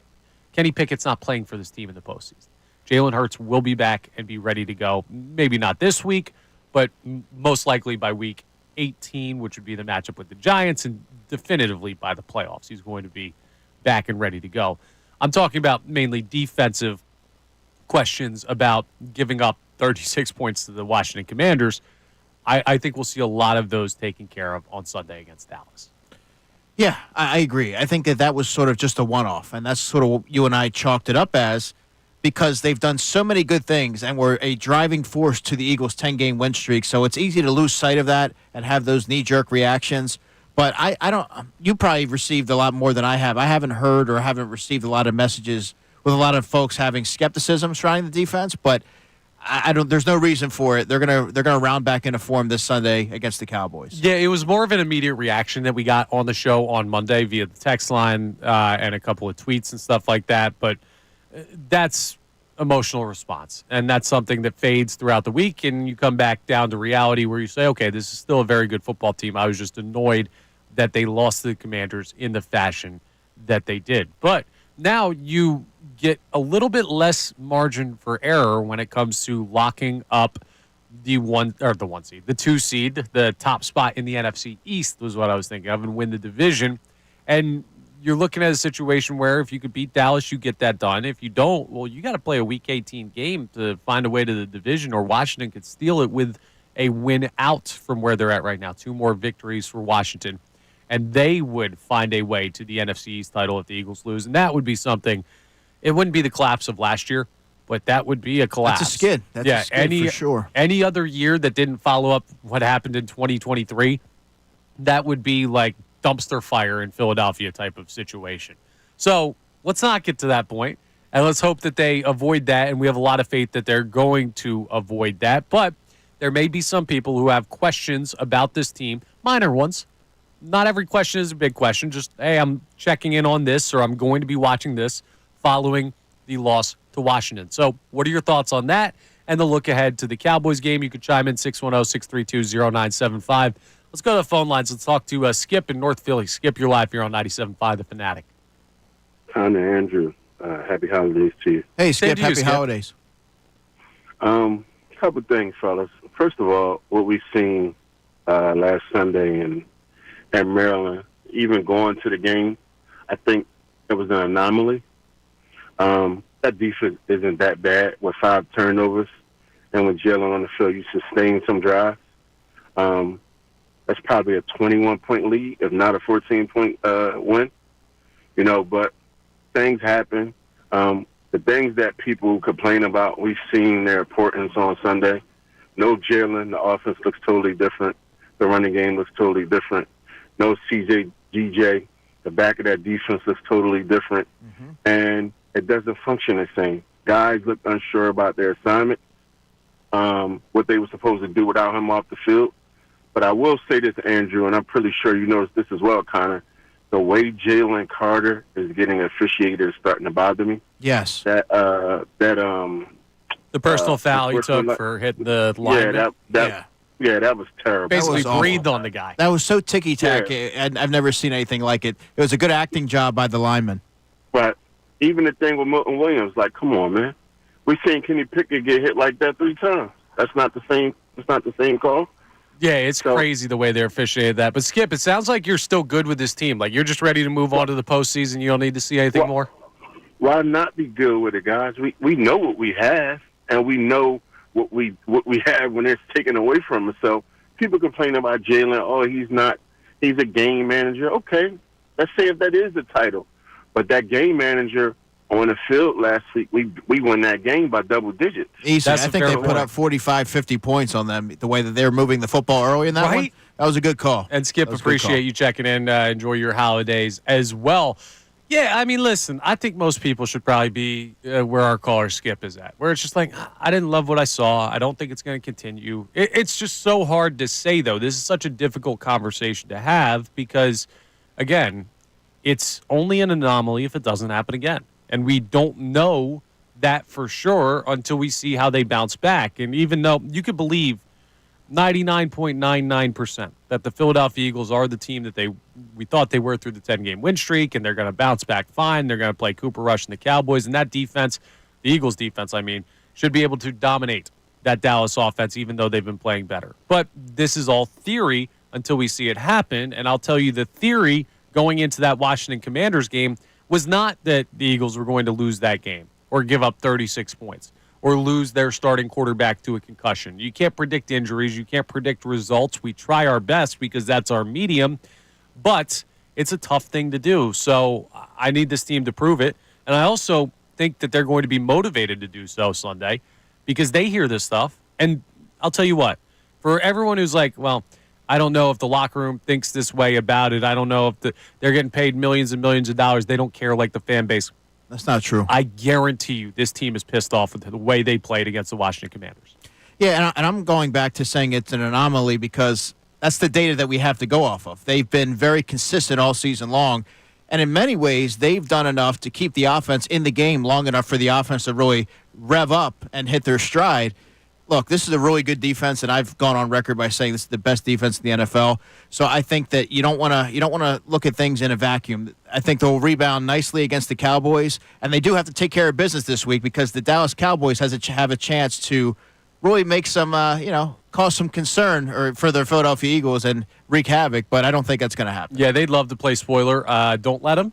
That'd be great. If you just went ahead and put them out of their misery, not that they have a chance for the postseason, but you killed their chances of affecting yours. And then maybe they're even more motivated when they play Washington the final week of the season to say, hey, we're going to spoil your party. Because Washington, well, you're looking at a situation where their seeding is very much up in the air as well. And some people, like the guy producing the program back there, Brendan Gunn, doesn't want to see Washington as the team the Eagles would match up with. But we'll get into that. You're misconstruing We're my going argument. to give you plenty of time on that one because that was a huge debate. You just have to hold your horses until we get into that coming up. We're going to discuss that a little bit later on in the 8 o'clock hour. We will do that right after today's headlines with Brendan Gunn. Now, real quick, Andrew, because I brought up this point earlier, but I didn't get your thoughts on it yet. The Sixers conversation as they take down the Boston Celtics. What was it, 118-114, the final last night from TD Garden? 118-114, yeah. And you had a great performance by Tyrese Maxey. Joel Embiid put together a strong game. They tried to give it away at the end, but ultimately, any way you can win, good. Any way you can win over a team like Boston, incredible. We'll take that with the way the season's gone. And I asked the question, are you back in on this team, believing that they can make something of this season? And to follow up that, what would making something of this season mean to you? So, first of all, you're a very logical, break stuff down analytically type of person. So I imagine you still believe, hey, the talent level of the Sixers is at a point where, of course, they could make something. It's just, will they? Yeah, it's still early in the season, but I think if they're able to win a series in the postseason, in the playoffs, then that's a win. And right now, I think what my biggest takeaway was, Connor, from that game was the maturity of Tyrese Maxey, the confidence. He played swarming defense, and he really kind of put the team on his shoulders. And that, to me, for a young player, you got to remind me that he's just 23 years old, I think really resonated with me. And I think that the team's going to run through Maxey. They're going to go as he goes. But it also served as a reminder of how instrumental Joel Embiid is and how dominant of a player he is, putting up 29 points. And he also sunk 2 critical free throws late in that game to really ice it. So I think that if they're healthy, they can really they have as good a chance as anybody because it's still early enough where they have time. Yeah, listen, I'm with you 100% there. Now, the only thing that I won't necessarily agree with you on, the one playoff series win, given that they're 11-17 right now, there's a reason why the fan base will not be okay with that, and I will talk to you about that coming up next. We're also going to take a quick talk about Tanner McKee, just in case he's the emergency third quarterback. This is our emergency third conversation where we say, if Kenny Pickett can't go, are we hearing alarm bells and sirens go off at the NovaCare Complex when it comes to the matchup with the Cowboys on Sunday?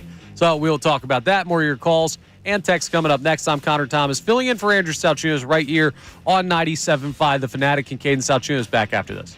Happy holidays from the Fanatic family to yours. Hey, it's Ricky Bo.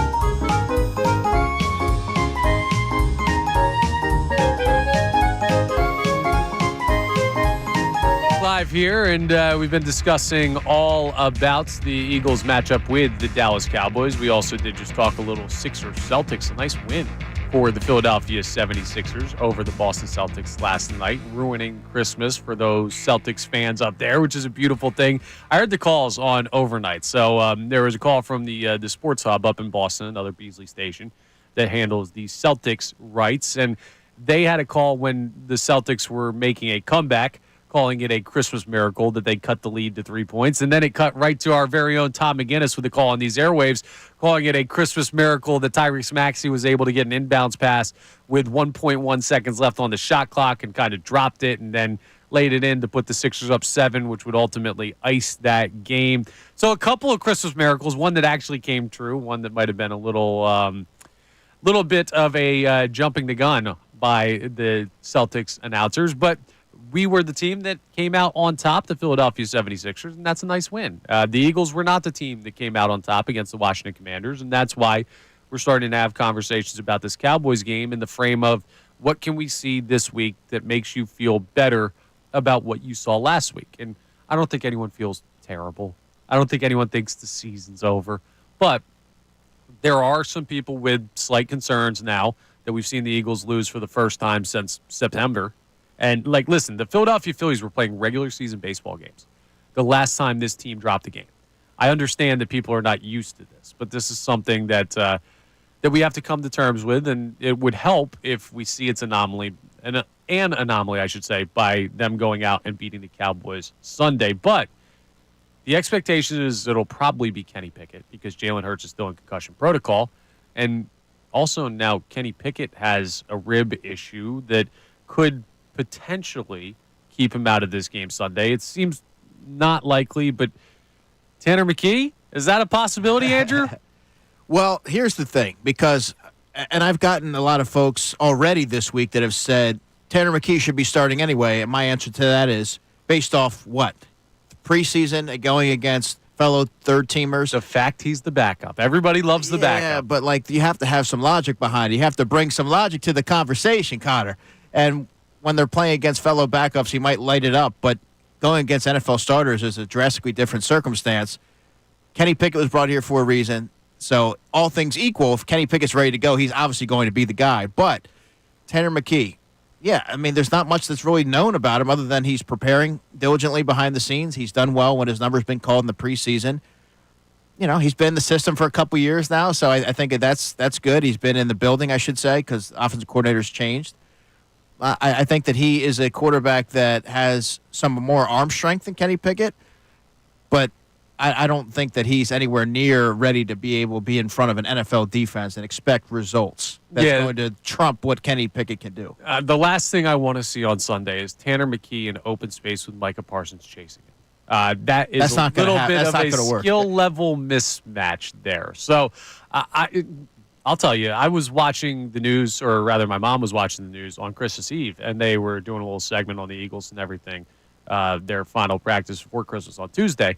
And Tanner McKee was on there for a second, and my immediate response was, oh, that's what he sounds like? Because I've never heard the guy say a word before, because he has not ever been remotely in the spotlight with this team or in this city, and rightfully so as the emergency third quarterback. The most play Tanner McKee gets on these airwaves is me reading his name in the inactives list every week on the Birds Insider pregame show. And I'm not trying to knock the guy. Which you can hear at 10 a.m. this Sunday, right? Absolutely. Yes, we'll be live from Xfinity Live. Good plug by you. We'll be talking to you on that show. But my point is not to knock Tanner McKee. It's just this guy is not Nick Foles. This guy is not Gardner Minshew. He's not Kenny Pickett. He's none of these guys. He's an unknown entity. Right. He is, at best, your third quarterback is going to be a guy like Nate Sudfeld where the fan base at least thinks they're something. And then you never find out because they never play.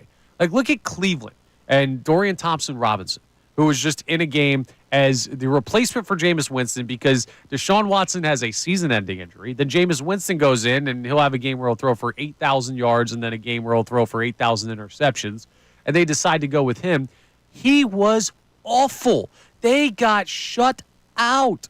It was miserable. Did they get shut out? No, they didn't. Did they? I don't think they got shut out. I don't think they scored a touchdown. I think they had field goals only in that game. But we'll have to go back and check Anyway, whatever the case may be, they couldn't start a drive with him. They couldn't put anything together. That's what a third quarterback is in the NFL. Backups are already a problem. Third-string quarterbacks, some teams' starting quarterbacks are terrible.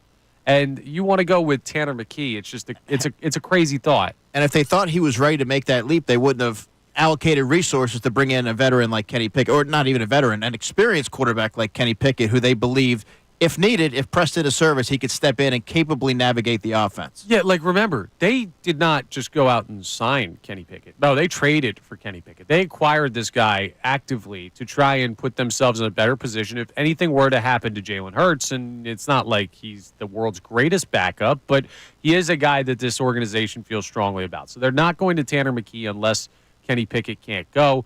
And it doesn't sound likely that Kenny Pickett misses this game, right? It doesn't sound likely, and I'm looking forward to hearing what he has to say when he speaks today, this afternoon, to get more of a status update on his rib injury and where we go from here, in terms of trying to navigate who's going to start this week. Yeah, absolutely. By the way, my fault. My apologies to DRT. So the Cleveland Browns scored a touchdown and missed the extra point to lose 24-6 to the Bengals. I saw the 6 and I thought it was 2 field goals. Wow. Yeah, 24-6. 24-6. But still, either way, I mean, that's just miserable, especially against that Bengals defense. Third-string quarterbacks are not it, folks. So the Tanner McKee thing, I don't really think we need to go down that path. I would much, much rather see Jalen Hurts, first and foremost, but go with Kenny Pickett, a guy who has been a starter in this league and has won numerous games in the NFL. KP got a lot of heat this week, man. Yeah, and some of it I understand because I have a KP and Tristan McCollum were two players who got a ton of heat this week, and it's always easier to place blame on reserve players who are pressed into service than it is to, apply pressure on some of the marquee players on the team. Well, we'll talk about that real quick coming up then. Before we get to today's headlines with Brendan Gunn at 8:05, we'll discuss that Kenny Pickett conversation, and we had a little bit of that on Tuesday, and also coming up, I know if you heard the show Tuesday and you're listening to the show today, you're like, when are they going to talk about it? When are they going to get into the conversation about who you'd rather face? Well, we will talk about the playoffs and the other NFC opponents the Eagles could match up with coming up next after today's headlines. And we need you to settle an argument, Andrew, between Brendan Gunn and I from Tuesday. So we'll get into that. This is something I think people have been waiting for us to get into. So the wait ends coming up next. I'm Connor Thomas filling in for Andrew Salciunas. Andrew DeCecco filling in for John Kincade to my left. Brendan Gunn on the board, and we're back after this from Kincade and Salciunas here on 97.5 The Fanatic. Fanatic Sports Update.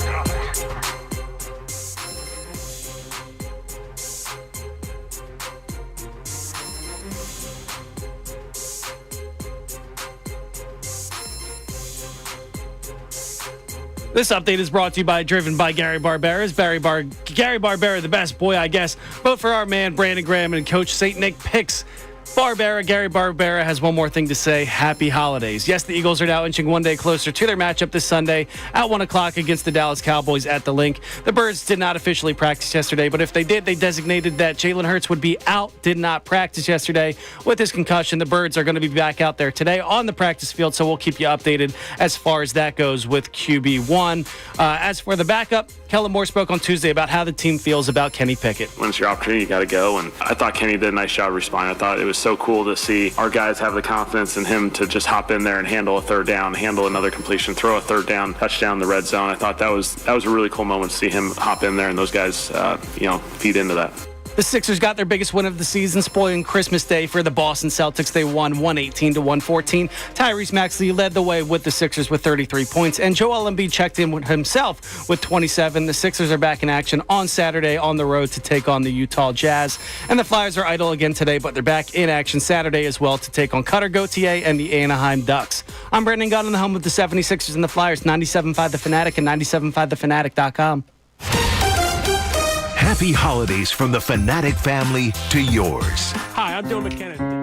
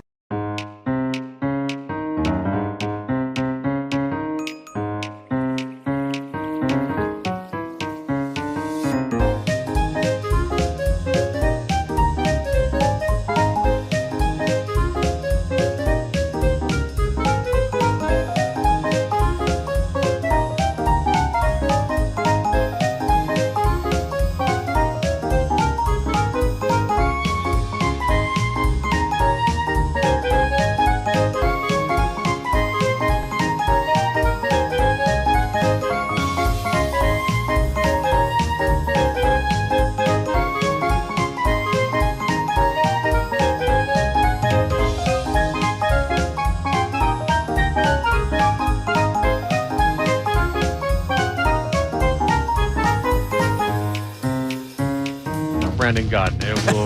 You're going to hear this after today's headlines, which will be run by Brendan Gunn today. But we're going to get back into a conversation. On Tuesday, Andrew, we put together, or we tried our darndest to put together the ranking of teams you'd rather face in the NFC playoff picture. So we counted all 8 teams besides the Eagles that are currently still eligible for the postseason or in. So it's Detroit, Green Bay, Minnesota, Atlanta, the Rams, the Buccaneers, the Commanders, and the Seahawks were the 8 teams that were in the conversation.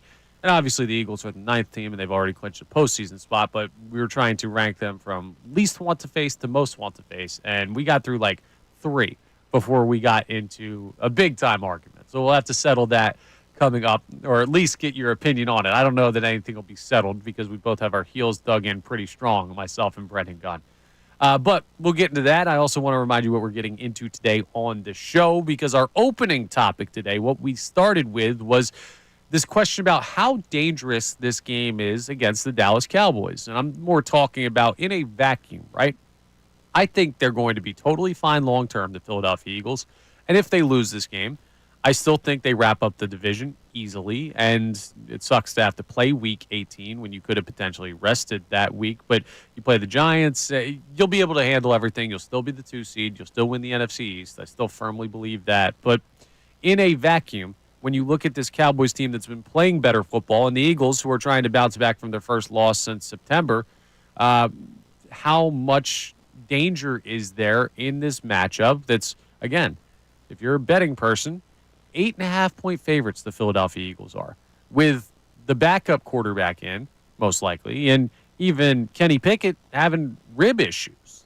An injured backup quarterback playing a team that has Micah Parsons and CeeDee Lamb, and you're 8.5-point favorites. It's just, this game feels like there's a little more in it than some people would give it credit for, and I'd like to turn over every stone to find out how dangerous the Dallas Cowboys are. So that's a conversation that we started the show with. You can chime in 610-632-0975. Now, you're not too worried about the danger of the Cowboys, Andrew. No, and the Cowboys have little motivation other than to potentially play spoiler, but they also don't have a ton of firepower. CeeDee Lamb, I mean, their offensive line's okay. But other than that, I mean, they don't really have any bona fide playmakers that you're worried about if you're the Philadelphia Eagles. I have to think anyway, but on the defensive side, I mean, we just ran through. They have a lot of key players that are on injured reserve. Right. Including DeMarvion Overshawn, who was a tremendous pass rusher who now has an uncertain future, unfortunately. But, I mean, Trayvon Diggs, he's not going to be available. Deron Bland is a player who I don't know that he has the long speed to match either A.J. Brown or Devontae Smith, and he also takes a lot of chances, which leaves him prone to getting beat. They teach that down there in Dallas. Yeah, so I think that no matter what, if you can hit him on a quick slant, I think that he'll be trying to gamble and jump the route. I think if you put the ball where it needs to be, you could take advantage of their over-aggression and also the long speed. And if you want to take it to the running game, if you want to do that as well, I believe that will be available as well. So I just don't see a clear path to victory for the Dallas Cowboys, even with Kenny Pickett starting at quarterback. But you say the motivation they have, like the only potential motivation they have is to play spoiler. I'll tell you what, folks. Anyone who doesn't think this Cowboys team is coming in here to knock you off, imagine if the Eagles were eliminated from postseason contention. The Dallas Cowboys were Super Bowl contenders, and you had a chance to play them at their place. Like, you would want to smoke them. Like, that would be all the they'll come in with that mentality, but you also have to have enough horses to make it work. Absolutely. My point is they're not rolling over in this game. They hate the Eagles as much as the Eagles hate them. Well, maybe we had that conversation about how maybe the players don't hate each other as much as they did in the past. My point is motivation for the Cowboys to play spoiler for the Eagles or vice versa, that's always enough to at least give them something to fight for. So we'll continue this conversation about the game upcoming, the Eagles taking on the Cowboys, and also the long-reaching effects, it appears, of that loss to the Commanders when it comes to the psyche of this fan base. But it is 8:05, so time for today's headlines with Brendan Gunn. Today's headlines with Connor Thomas. Did I turn my mic on this time? Is it in fact on buddy. This time? All right, we're good. So yesterday, as you know, we'll break down the games a little bit later on, but there were NFL games, there were NBA games. And after LeBron's game yesterday, he had a message for the people out there. I love the NFL, but Christmas is our day. Is it their day? No, it's not LeBron. Who did you watch more yesterday, Sixers aside? Were you watching football? I know probably what football guy Andrew DeCecco is going to say. Or were you watching the NBA? And what would you prefer going forward if you could only pick one? Yeah, I was watching football much more than I watched basketball. I mean, numbers aside, I always looked at Christmas Day as the NBA's day. And the NFL is really oversaturated. They have every single day. So I think that you just give the NBA their day. Yeah, dude, Adam Silver needs to locker box Roger Goodell. Like, these guys need to fist fight over what the NFL is doing to It's ridiculous what they're doing. But if you're Roger Goodell, you're the big bad bully at the table, and you can flip the little kids over for their lunch money. And that's basically what he's doing with NBA on Christmas Day. And I get LeBron's like, this is our day. It always has been. Guess what, buddy? More people are watching. The Houston Texans only put up a safety. Yeah, if you had to say the message, it's probably not going in your favor. But do you need Wednesday football? Like, did we need Wednesday football? I mean, I love football, and I'm telling you that I think it's too much. I just think that having football almost every single day is just too much for me. Yeah, I got you. It's a little oversaturation for me as well, but I didn't need Thursday night football. I didn't need Monday night football. Like, if they just played Saturday, Sunday, and it was college Saturday and NFL Sunday, like, that'd be football for me. The NFL can get away with playing on any day of the week and get used to it because they're not slowing down anytime soon. No, because the numbers are there. Yeah, they certainly are. So, no, didn't watch much NBA. Really nothing outside of 2 minutes of the Timberwolves game and the Sixers Celtics, but I watched both football games. That makes sense. Well, in one of the games, you had Lamar Jackson scurrying for a 48-yard touchdown, topped 21.5 miles per hour, fastest of his career. After the game, he said he was jogging. Who at the Fanatic can top that speed, or who would get the closest? All right, well, nobody at the Fanatic can top the speed that Lamar Jackson just ran at in an NFL game yesterday. I know people might say, Connor, you're the guy who always says you could do everything. No one here is running. I set it up that way because I thought you were going to say you could. So a couple things. I love the use of the word scurrying. Kudos to you. And back in the day, I used to be a sprinter before I became a power lifter and everything else. 21 miles an hour? But I think, I don't know if I could. I used to run the 100. I used to run the 4x1. That's all I could tell you. But I think if I had to pick one guy, maybe Ray Dunn. No. Yes. Well, he's not a hitting cross-country 21 guy. But he has the best shot, is what I'm trying to say. Do you think so? Ray Dunn's the fastest at the Fanatic. Only because he runs, like he's actively doing that. For me, I have the short burst, but I'm not built for longevity there in terms of being able to cross country run or anything like that. You put a Dunkin' Donut out there, I might be the fastest person at the Fanatic. Okay, I guarantee you, because I've played Wednesday night hoops with Andrew Salciunas, and every once in a while, Brendan Gunn will show up, and every once in a year, Ray Dunn will show up. I've seen both these guys run. Yeah, but I don't run. But Ray's got the quick twitch ability in him. He's squirrely. He can make it happen. Ray, I will guarantee you right now, Ray Dunn, not the fastest person at 97.5 The Fanatic. Is sneaky fast, the guy who normally sits in this chair. Andrew Salciunas can run a little bit. Really? Tyrone Johnson runs a bunch anytime we ever talk to him. He does. Kincade Salciunas, yeah. He's always going out for his morning run. Tyrone runs a lot. He's big, though. Yeah, but dude, long strides too, tall guy. It might be a dark horse like a Sean Rodman. He short and No, I don't like Hezbollah. So. Running like Sonic the Hedgehog out there. I would say that it was going to be, Bill Calarulo. Nah, it wouldn't be Bill. Me and Bill we're too bulky for that. We're too muscled up. I'm going to say it's going to be between Salciunas, Tyrone, and myself. That's the three. You threw yourself in there humbly? No, Dell. I'm quick, bro. I'm quick. Brendan Gunn will tell you. We'll move on. All right, we'll wrap it up with the question of the day. Our question to start the show today, when we turn our attention to the game against the Dallas Cowboys, how dangerous is this game for the Eagles without Hurts?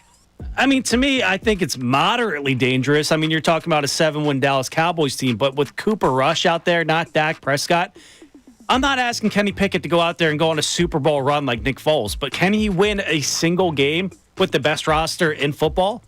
Yes. I think you should still be able to do that. I mean, he almost won last week. I mean, to look at it, to simplify things, if Devontae Smith catches that ball, the game's over and they've won. But yeah, he should be able to put away the Dallas Cowboys on Sunday. Now remember, we do this whole great job, Brendan, on today's headlines. We do this whole conversation about what is Kenny Pickett going to do with a week's worth of preparation and everything. Let's not forget that he ran into that game with a lot a lot of momentum already on his side. The Commanders had already had the ball turned over twice in like their first 5 offensive plays. One of those a turnover on downs, one of those a fumble by Brian Robinson. And he takes over being up, 14-0 was the score when Kenny Pickett came in the game? So you just look at a situation and you say, or was it 7-0 and his touchdown pass on that drive made it 14? Whatever the case, they had strong momentum on both sides of the ball. Yeah. And you're going into a game, you got to build the momentum yourself.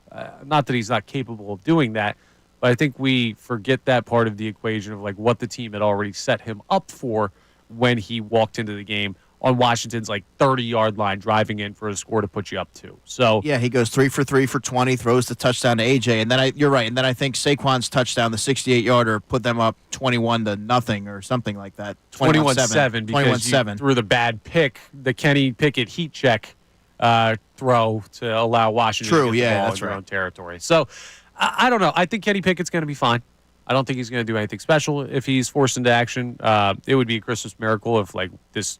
You know what I would love? If I could get one late Christmas present, I would love to feel like an idiot for having this conversation because Jalen Hurts just becomes available on like Saturday. They're like, he's good to go. He cleared concussion protocol. Well, you wouldn't feel like an idiot because it's not likely. It's not likely to happen, and it hasn't happened much throughout the season. Right. But no, I mean, if the Eagles have fate going their way, then it will be Jalen Hurts on Sunday. But I don't think it's very likely given the information that we have on concussion protocol. Yeah, me either. It's most likely Kenny Pickett. So we will see how that plays out. Now, we're going to have to see how this plays out because we had a conversation on Tuesday. So Tuesday, I was sitting in this chair filling in for Andrew Salciunas, and Brendan Gunn was to my left in the chair currently occupied by Andrew DeCecco. Smart guy chair. And whatever you say.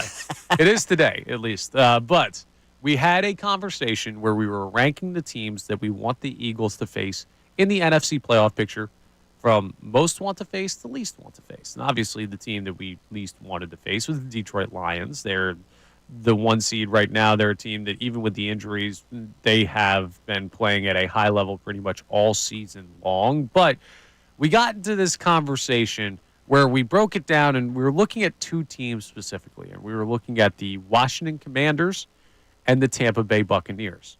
And those teams kind of feel like they fit into the same tier of football, right? Mm-hmm. Probably a pretty good ceiling, probably around a double-digit win team if everybody's healthy. The Bucs have dealt with more injuries, but basically the conversation was that Brendan Gunn, well, why don't you lay it out so I don't bias it for you? Yeah, the way I looked at it was the Eagles should beat both of those teams. And I think they would beat both of those teams if they match up at the link against either one of those guys down the road in the postseason. On the off chance that one of those teams can beat you, I had the Washington Commanders in that favor due to being a divisional opponent, number 1. But number 2, Jaden Daniels can go out there and be special and put a team on his back that we just saw. I don't think it would ever happen. But on the off chance it does, I think Jaden Daniels could have a special moment where I don't think Baker Mayfield and the Buccaneers can put that together. Like, they would need to have a perfect game. Jaden Daniels can go out there and just do something incredible. Not saying likely, more likely than the Bucs coming into the link and beating the Eagles in my mind. Your point is well taken. And my answer would be, if I had to rank those teams, I think if you're the Eagles, you would most likely want to take on the Commanders. Absolutely correct. And tell us why. And the reason for that is you now would be playing a team for the 3rd time, correct. So you know exactly what their tendencies are. You're facing a rookie quarterback in the postseason, so the lights might be a little bit too bright. And I really do believe that the Eagles are head and shoulders above where they are talent-wise versus where the Buccaneers – a Todd Bowles defense, until the Eagles are able to dissect it, I don't know that you can have a ton of confidence thinking that they can, because he just has a knack for finding ways to really stymie the Eagles offense, particularly Jalen Hurts. I get that 100%. I just think the Eagles defense could completely dominate the Bucs offense. I know they didn't do that earlier in the season. Cooper DeJean was not playing 21 unanswered to start the game in 3 drives, but they could dominate them. Yeah, well, Jalen Hurts also missed a wide open Saquon Barkley. Could have changed the game right there, but I digress.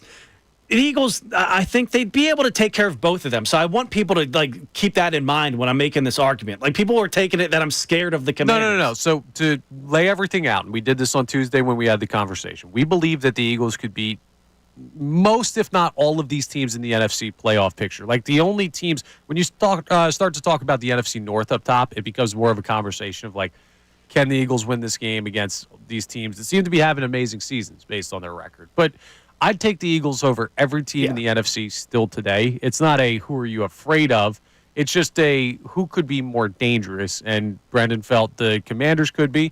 I'm with you, Andrew. I see a rookie quarterback, and I'm like, I'm not taking 15 games of Jaden Daniels and saying, we don't know. That's what scares me a little bit. You don't know. It's going to be a rookie quarterback, and he's probably going to stumble. But what if he is that special guy that people are discussing him to be? What if he does that? Then I think if you're the Eagles, you go back and see where your shortcomings were in game 2 and rectify that, and then you're able to kind of go out there and execute your defense a little bit differently, alter it a little bit differently.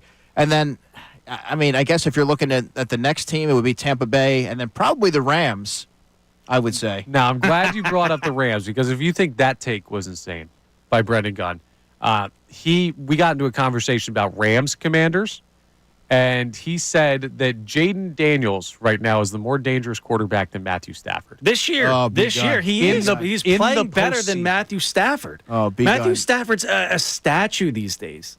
Like you are so caught up on the athleticism and not on the fact that the guy is a fringe Hall of Famer that won a Super Bowl like 4 years ago. And I'm with you because I'm a big Jaden Daniels guy. That was my top-rated quarterback in the draft. But Matthew Stafford, I'm also a big Matthew Stafford guy. I had him ranked as high as 5th in the NFL going into the season. His ability to make any throw from awkward arm angles. Yeah, he did that before Mahomes ever did it. And the receivers that he has at his disposal, and he's played in a Super Bowl. I don't know that you want to face that team. He won a Super Bowl with the head coach he has now, and one of the receivers I just is still think one of that his top team 10 is guys. on the way down. Right, Like, I don't think any of these teams are beating the Eagles, so it's all like kind of a moot point. This is your weakness, though. When teams show you what they are, you have to see it. But the Eagles took care of the Rams easily. I understand, and they took care of the Commanders easily the first time they played them, too. Things can be different another time around.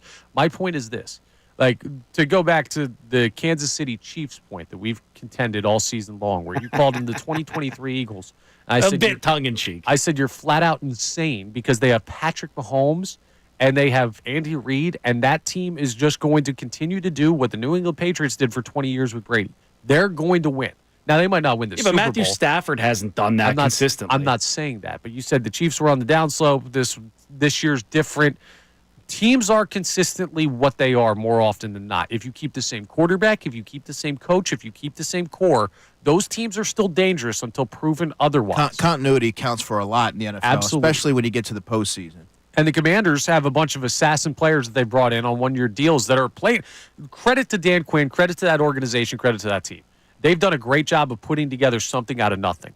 But in the postseason, coming on the road to a divisional opponent that's going to be motivated to beat them, that knows them as well as any team in football, I am taking that matchup over Tampa Bay, over the Rams, over any of those because of all of the continuing factors that are associated with that team. I think it's fair hearing it from Andrew. Maybe you were right. And also, on top of everything else, let's not forget that Marshawn Lattimore sustained another hamstring injury, which held him out. That was their prized midseason addition, and pretty much a key piece of their back end. If that's a lingering thing, and he might need, a procedure on that. Yeah, that takes away. That's a huge dent to what they have defensively. He's also having, I don't know if this is reported yet, but a couple fingernail issues from holding on to A.J. Brown's jersey a little too much. If that was a basketball game, he fouls out. Yo, you're not lying. But, yes, so we've got Andrew DeCecco's weigh in on our conversation from Tuesday. I'm glad know you're sitting there that. with your little grin over there. I didn't need to know I was right. I knew I was right when the conversation started. I just needed a second person to have this. I never want to say I told you so, because that would mean terrible, terrible things. So I'll take this. I always say I told you so if I get the opportunity. Now, something that we might have to do I told you so about to the national media is going to be the NFL Power Rankings. Now, normally this is a Wednesday segment, but yesterday was Christmas, if you weren't aware. So we weren't on the air. And we always check in on the NFL Network Power Rankings. Where are the Eagles? Where are some other teams of interest? It's Power Rankings coming up next. We might have to call John Kincade because it's his favorite segment of the week. He loves this. But we'll do that and run through where the Birds are after dropping significantly with the loss to the Commanders in some Power Rankings. Does the NFL Network Power Rankings have them down? We will see coming up next. I'm Connor Thomas, filling in for Andrew Salciunas. Andrew DeCecco to my left. Brendan Gunn on the board. We're back after this here on Kincade Salciunas, 97.5 The Fanatic. Fanatic Sports update. Eyes on Dallas. I'm Brendan Gunn, and this update is brought to you by Mattress Firm. Score deep discounts and deeper sleep during Mattress Firm's semi-annual sale and clearance. Get up to 60% off select mattresses and more, plus get a free adjustable base on qualifying purchases. Yes, the Eagles are now inching closer to game day this coming Sunday at 1 o'clock down at the Link to take on the Dallas Cowboys.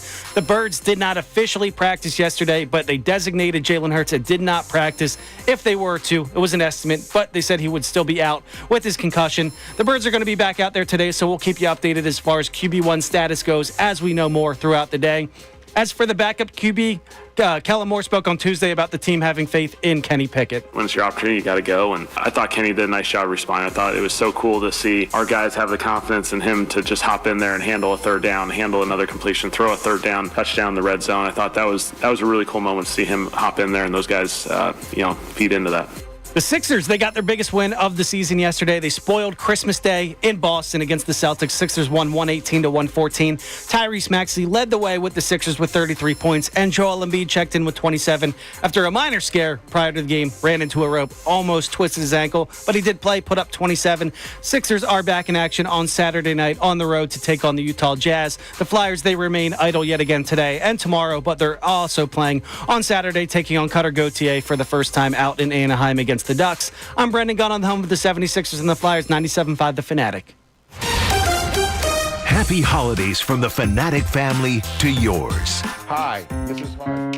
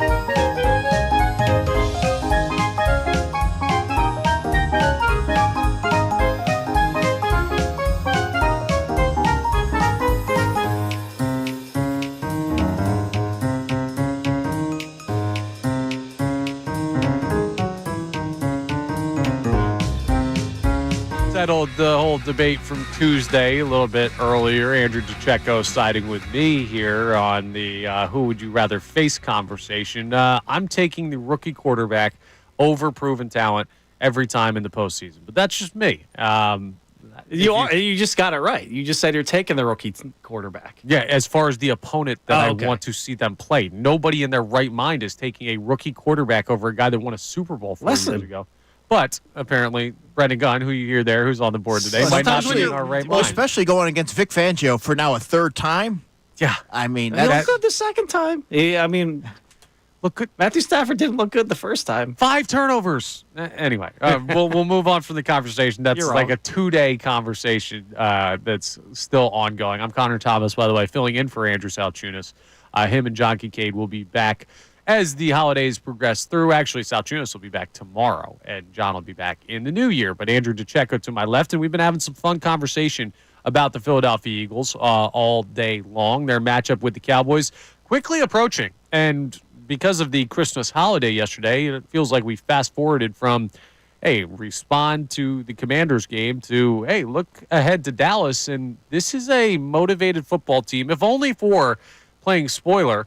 The Cowboys are going to come in here and want to ruin Philadelphia's Christmas, just like the Philadelphia 76ers did to the Boston Celtics last night, even though the Sixers seem to be in a totally different spot than that team. It's a very similar type of matchup. And there are some big names still on the Cowboys that you'll have to keep an eye on. So that's why we are running through the things that we might have to focus on as the Eagles prepare to take the Cowboys on, and what Kenny Pickett could potentially do in that matchup if he indeed is the starting quarterback, which looks likely. Now, this is the local perspective, and we're very much in the weeds with things day in and day out. I mean, you've brought up multiple times Tristan McCullum getting put into a position he normally would not be in because Chauncey Gardner-Johnson got ejected. We're not going to get that level of insight in power rankings type of discussion, but it is good to see how the national media reacts. Good, I mean beneficial. Might not make you feel good because a lot of times the national media, you may know this from watching a bunch of those hot take shows, they overreact to stuff that they might not necessarily watch. So, Brendan, could I get some music for the least biased of the NFL power rankings? All right, we go to the NFL Network power rankings, the least biased. These are the ones we use every week here on Kincade and Salciunas. And we didn't get a chance to do it yesterday because we were off for the Christmas holiday. But at 32, the team that you're facing in Week 18, the New York Giants, the worst team in the NFL according to the power rankings, 10 straight losses for them. We said 10 straight victories for the Eagles. That was a franchise record earlier this season that they completed. 10 straight losses got to be terrible. That team stinks, man. Dreadful. That's god-awful. You got the Titans at 31, the Jaguars at 30. Doug Peterson somehow still employed. He will most likely lose his job at the end of the year. He's employed it momentarily. Yeah, but who knows exactly what ends up happening there. It's crazy that he's even still got a job as far as that's concerned. Still scrolling through, and man, the NFC East teams are looking a little bit better than they did when the Cowboys were low and the Giants were low. The Cowboys up to 20th in the rankings. They moved up one spot. They have a little bit of urgency going on, they say here in the NFL Power Rankings on NFL Network. They beat the Bucs, so Cooper Rush gets some love. They're a team that is capable of beating good teams. I don't know if they're capable of beating great teams right now, which would be the conversation surrounding the Eagles. But 20th in the Power Rankings, the Dallas Cowboys, who you're going to be taking on Sunday. Let's get to the top 10. Just so we can speed things up. 10th, the Los Angeles Chargers. Having a nice, sneaky good season, right? Quietly, yeah. Justin Herbert, pretty solid. Better than his East Coast counterpart, Trevor Lawrence. I compare those guys a lot. That's actually a good point. Good comparison. He's had a good year, unlike the guy in Jacksonville. The Pittsburgh Steelers drop another spot to 9. Now, we saw yesterday on Christmas, remember, these came out before Christmas. Drop another game. So they got shredded defensively, Connor. Yeah, they're in some tough water right now, the Steelers. Does it make the Eagles win over them look any less? I don't think so. No. Did this skid start when the Philadelphia Eagles went and played them welcomed them? They broke them, like the 49ers broke the Eagles last year. That's a conversation maybe people are having across the state in Pittsburgh. Moving up 2 spots to 8th, the Washington Commanders. with their win over the Philadelphia Eagles. So they get a little respect for that. Interesting that bumped them up 2 spots, but I guess you beat the Eagles in any capacity after a 10-game winning streak. You deserve that. Staying at 7, the Baltimore Ravens. At 6, the Green Bay Packers. Neither of those teams moved. At 5, the Minnesota Vikings. That team did not move. Feels a little low for the Minnesota Vikings, considering they just keep winning. And then dropping 3 spots to 4, the Philadelphia Eagles. Here's what they said about the Philadelphia Eagles. Jalen Hurts was just 1 for 4 passing when he left Sunday's game against Washington for good with a concussion. Seems like that should probably be where the evaluation of this game as far as power rankings are concerned ends, but they continue. Saquon Barkley had a 68-yard touchdown after Hurts left the game, but the run lanes were mostly smaller with Kenny Pickett under center. 12 of Barkley's 25 carries after Hurts left went for 1 yard or less. Another big loss Sunday was C.J. Gardner-Johnson, who had an interception but was tossed after his second unsportsmanlike conduct penalty. That still nobody knows exactly what it was about. That's me editorializing right there. And the other thing that they bring up here is the kick coverage stinking. 1 week after they bumped the Eagles up to number 1, their starting quarterback is in concussion protocol. Their defense made some surprising mistakes, and their pursuit of the NFC's number 1 seed might have gone up in smoke. So Eric at home, who does these power rankings every week, drops the Eagles down significantly. I think that's hasty. You can argue the teams above them. Detroit at 3, Buffalo at 2, Kansas City at 1. All deserve to be there, but the fact that the Eagles made it to 1 and then were dropped promptly back down to 4 in a game that they lost their starting quarterback, I don't know. Do you think that's fair? I don't. I think you have to kind of grade on a curve there, and context does matter. That game's drastically different if Jalen Hurts stays in that game, just given how effectively they were moving the football. So I personally don't take a whole lot of stock into these power rankings, but it is interesting to see how quickly things can change on a given week. But context matters with these things. This Eagles team, I still view them as the best team in the NFL. Have no issue with the Chiefs being number 1 if that's the way you want to go. But the way that they're winning, it doesn't meet the eye test like the way that the Eagles have won. Exactly, but the 15-1 record now, because they also played. Now remember, the Chiefs were 14-1 at the time of those power rankings. They came out before the Christmas Day games, which we're going to discuss at the start of the 9 o'clock hour. We're going to take a peek at what happened on Christmas. But 14-1 is a pretty strong mark. I can't argue about any of those teams above the Eagles because I think those are the top 4 teams in football: Eagles, Lions, Bills, and Chiefs.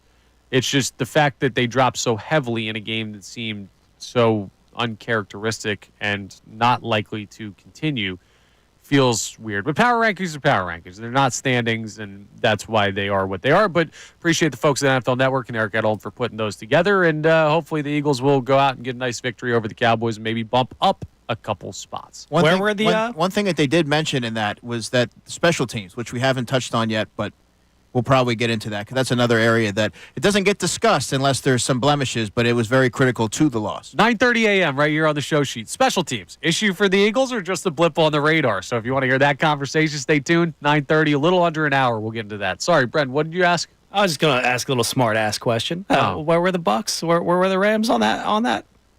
Behind the Commanders, right? Okay, you're going to go power rankings now? All right. Now all right. Power rankings matter. Okay. Little victories. Little victories. All right, let's go back to the phone lines. Let's talk to Terrell in Philly, who I know wants to get in on that who would you rather the Eagles play conversation. Terrell, you're live here on The Fanatic. How's everybody doing today? Doing good. How Hey, are yourself? Terrell, how are you? I'm doing good. Yo, fun fact, man, I didn't know this until the other day, but Andrew Pacheco's favorite Christmas movie is Friday After Next, also my favorite Christmas movie. I love that movie. I was quoting. I thought that was kind of dope. Me and Tyrone were quoting that. We were quoting that on Christmas Eve during one of the breaks, man. I've seen that so many times. Yo, you are my favorite football analyst right now. Thank you. Hey, thank you. Well, just because of that or because of the actual content? No, you actually do be dropping facts. So do you agree with him on who you want the Eagles to play? And that's the thing. We're going to have our first disagreement. I'm going to bring some facts real quick to my argument. Please do. Number one, I just found out that the Bucks injury, I'm looking at the Bucks injury report, they don't have that same complement of defensive players that they did during the regular season when they did beat the Eagles. And, you know, he is down some players. Number two, Commanders are getting Jonathan Allen back, who missed both games. I didn't know that. Austin Eckler might come back also from concussion, I think, next week. And last but not least, the third one, Jaden Daniels is the most clutch player in the NFL right now, leading the league in points in the final 2 minutes of the game. I'm looking at that stat right now. I don't know that makes him the most clutch because there are situations where the game. Yeah, but like garbage time points. I mean, Lamar Jackson scored in the final. No. He's had game-winning drives against the Cincinnati Bengals on Monday Night Football in front of the world. The Hail Mary fluky play, obviously, that was kind of fluky. Yeah, that's the Bears being terrible. Last week against the Eagles and 2 games against the Giants. Okay, so it's a whole different ball game. And Terrell, appreciate the call, man. Thank you, and nice words to you on your Terrell analysis. knows ball. I appreciate that. He knows Christmas movies too. Yeah, he's got a great taste for Christmas movies and Eagles analyst. So, what I will say is, obviously, as we outlined, it's a whole different ball game when you get to the postseason. The stakes are highest, the lights are bright. You don't know how a rookie quarterback's going to acclimate or adjust to that. And look, the Eagles did all right when Jonathan Allen and Austin Eckler were in the game for the first matchup. They beat them soundly. So also, you can't in the same breath give me this guy's the most clutch player in the NFL and then give me 2 game-winning drives against the Giants. The Giants they all count the same. Dog water. No, they do not all count the same. All right, the Giants are terrible. If you're in a situation where you need a game-winning drive against the New York Giants, that conversation ends there. Yeah, I don't want to. We got to stop. This praising of Jaden Daniels. I just think he's dangerous. But what do you mean we've got to stop? You're the one leading the charge. You're at the front of the parade, and you're like, someone turn these floats around. You're leading the thing. It's making me sick to my stomach. I can't have people on Philadelphia radio praising him. And Put the baton down and stop the circus. Done with this. My goodness. All right. Coming up next, we're going to check in more on the phone line, text line. We're also going to have a deeper conversation about that defensive reputation with officiating. I have some questions for you, Andrew, on how that could affect them going forward and if we're making too much of that. So we will get into plenty more Eagles conversation coming up next. It's Kincade Salciunas. I'm Connor Thomas filling in for Andrew Salciunas. Remember, he'll be back tomorrow, so don't worry if you miss him. He's just enjoying the day after Christmas with his family, but plenty of great Eagles talk still to get into on the program. We're back after this right here on 97.5 The Fanatic.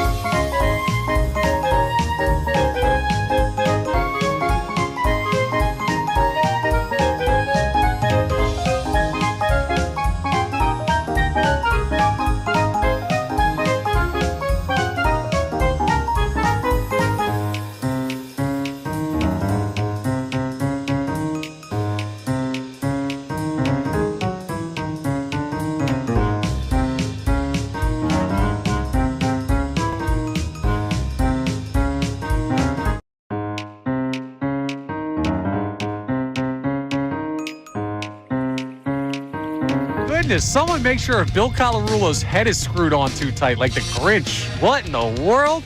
He might actually take Brandon Gunn's side in this. Who would you rather play? He's extremely misguided here, and you know what? Hopefully I can help shepherd him and show him the light when we're on together from 10 to 11. Yeah, that's too much eggnog. Thank God you're going to be here from 10 to 11 to start the Mike Missanelli Show alongside Bill Colarulo. It'll be Bill.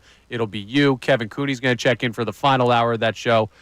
So a busy day on middays, but that was I did not expect him to have that. Way off base. Just way off base. When you talk about Bill Colarulo and knowing ball, yes. He's got a lot to say. Because I know ball.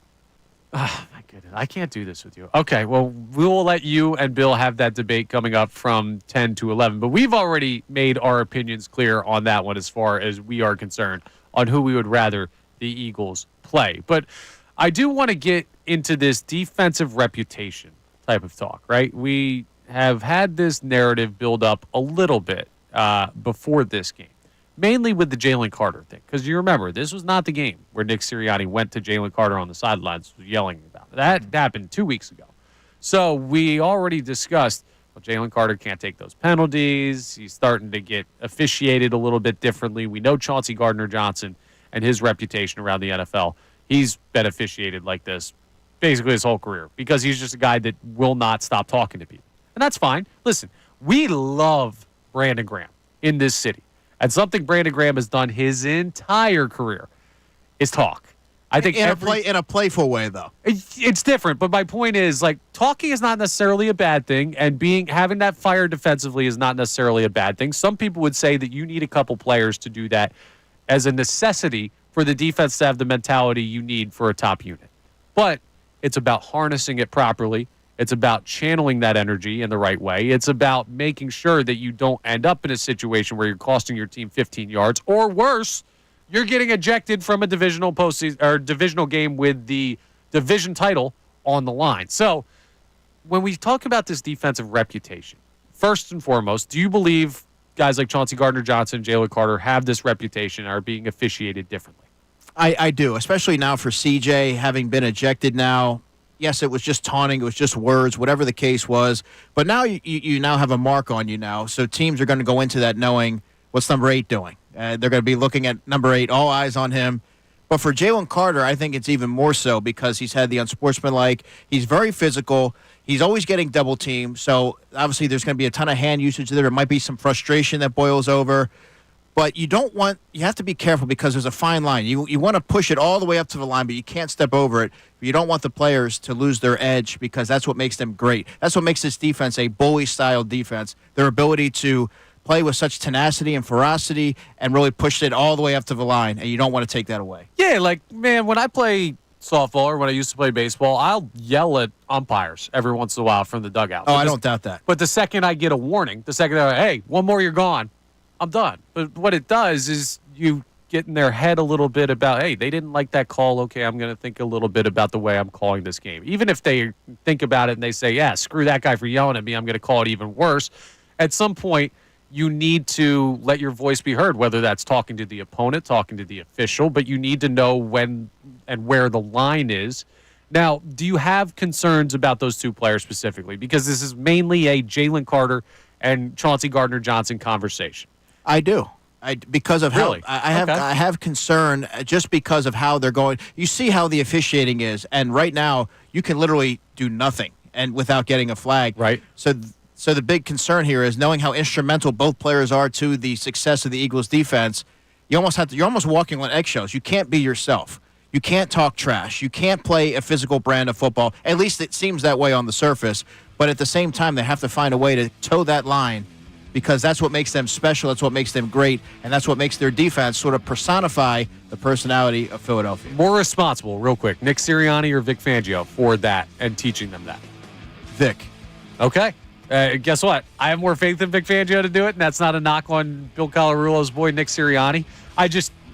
Fangio seems to be the guy that is the most proven coach on this staff, and with like 5,000 years of experience, he's older than Santa Claus. You'd expect that to be the case. So, I expect they'll figure it out. I don't think it'll be a long-term thing, but I guarantee you that concerns are valid when it comes to how they're being called in games. So just another potential pitfall of the season, or of maybe a game, or maybe just a possession. We'll see if the Eagles are able to come out and make us feel better about their ability to overcome things this week when they take on the Cowboys. Coming up next, as we start the 9 o'clock hour, we're also going to talk about, well, the Christmas Day games in the NFL, and if there was anything we could learn, any big takeaways. Do we start to look over at the AFC? Were the Eagles potentially one of the best teams in the NFC, or the best team in the NFC? Might be about time to peek over there. We'll discuss that coming up next. I'm Connor Thomas, filling in for Andrew Salciunas. John Kincade also off, so Andrew DeCecco to my left. Brennan Gunn on the board, and we're back for more Kincade and Salciunas after this. Fanatic Sports Update. QB1 still in concussion protocol. I'm Brendan Gunn, and this update is brought to you by Moyer Indoor and Outdoor Services. Locally family owned and operated for 150 years, Moyer's been keeping lawns green and lush and homes pest-free. Go to eMoyer.com for free estimates. Yes, the Eagles are now inching closer to another day to their matchup this Sunday at 1 o'clock against the Dallas Cowboys at home at Lincoln Financial Field.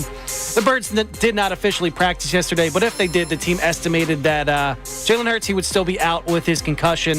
The Birds will be back out there today on the field, so we'll keep you updated as far as QB1 status goes as we learn more throughout the day here on The Fanatic. As for the backup quarterback, Kellen Moore spoke on Tuesday about the team's faith in Kenny Pickett. When it's your opportunity, you got to go, and I thought Kenny did a nice job responding. I thought it was so cool to see our guys have the confidence in him to just hop in there and handle a third down, handle another completion, throw a third down, touchdown in the red zone. I thought that was a really cool moment to see him hop in there and those guys, feed into that. The Sixers got their biggest win of the season, spoiling Christmas Day against the Boston Celtics up in Boston at TD Garden. Sorry, Celtics fans. Sixers won 118-114. Tyrese Maxey led the way with 33 points for the Sixers, and Joel Embiid checked in with 27. The Sixers are back in action again on Saturday night on the road in Utah to take on the Jazz. And the Flyers, they match them. They remain idle today and tomorrow. Back in action on Saturday, taking on Cutter Gauthier for the first time out in Anaheim against the Ducks. I'm Brendan Gunn on the helm of the 76ers and the Flyers, 97.5 The Fanatic and 97.5thefanatic.com. Happy holidays.